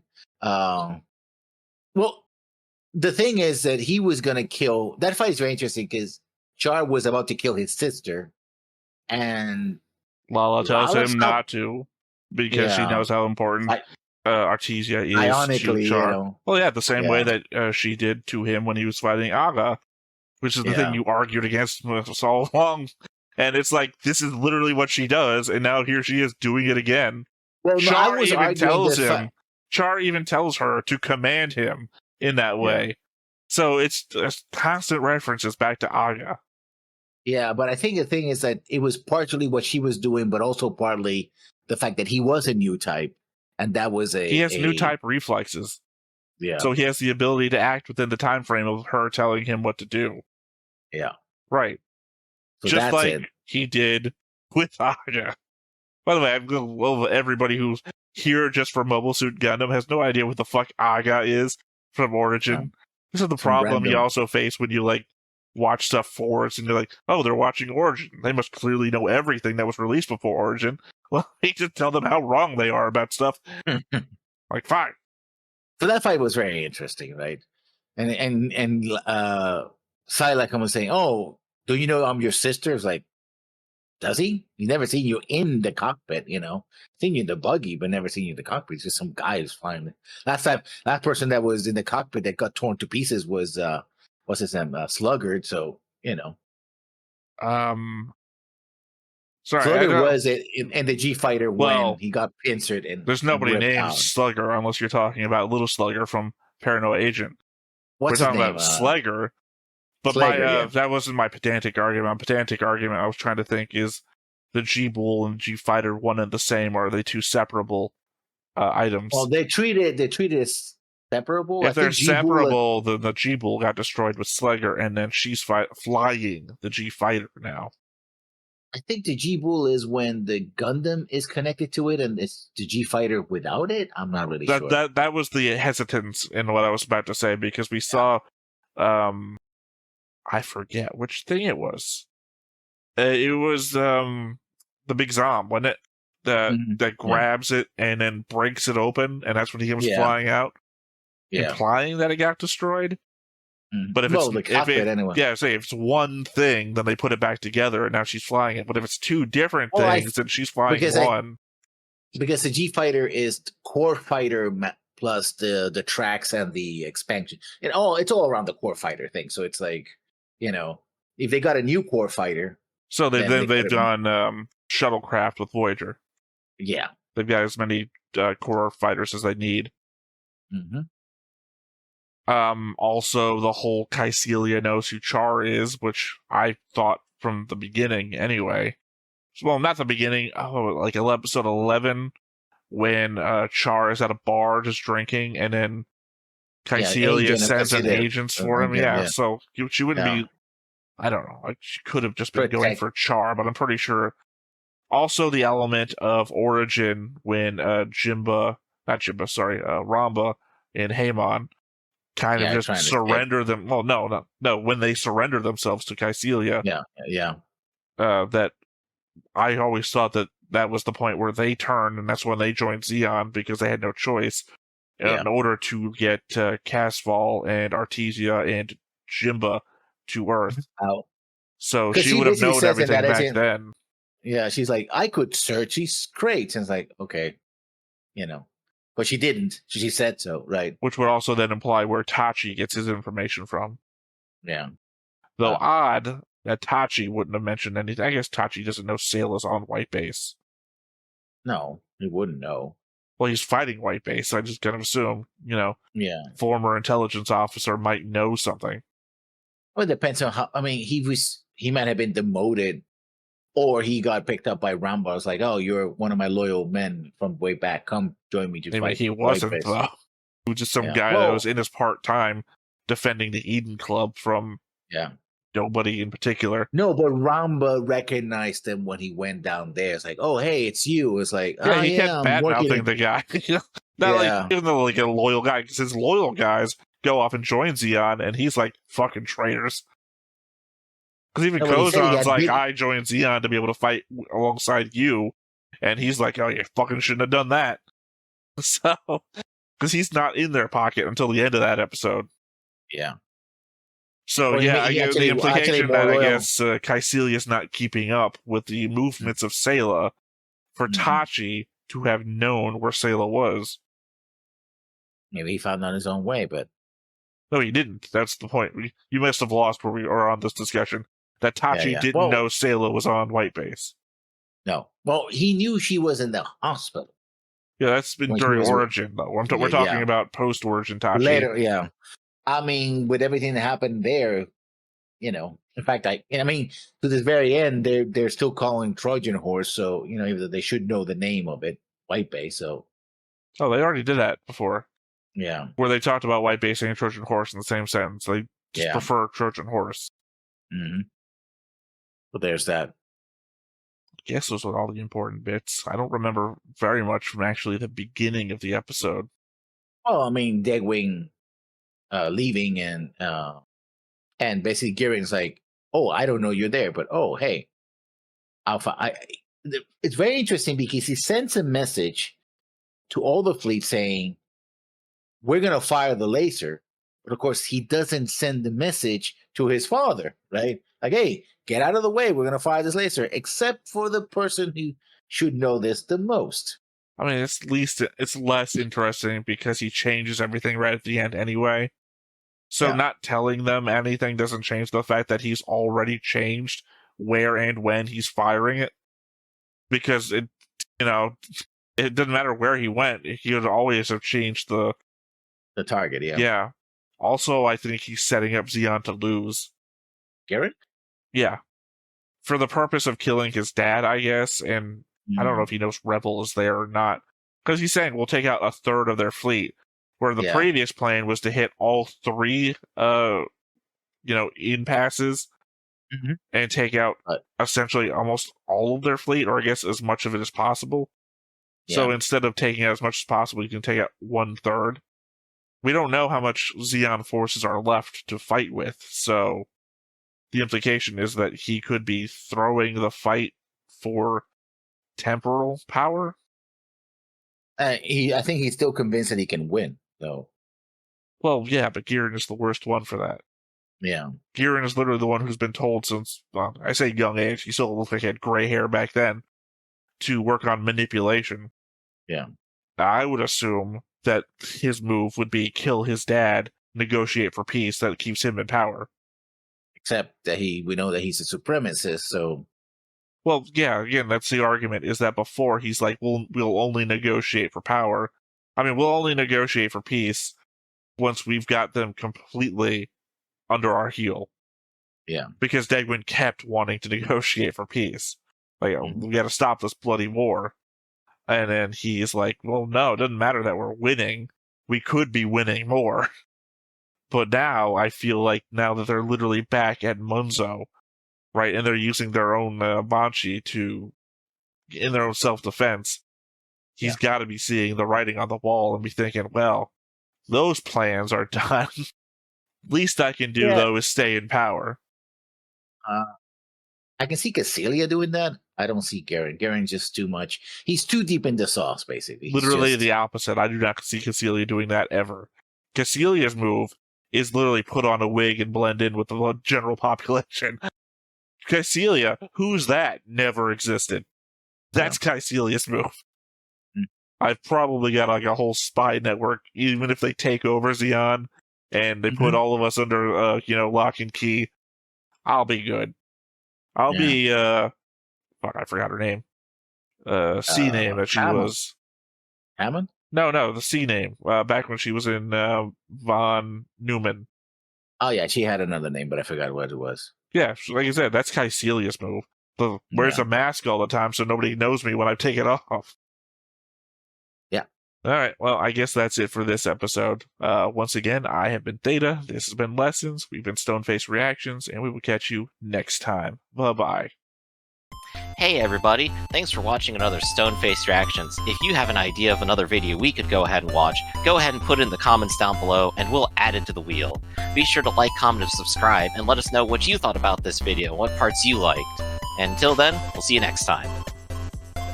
Is this too goofy?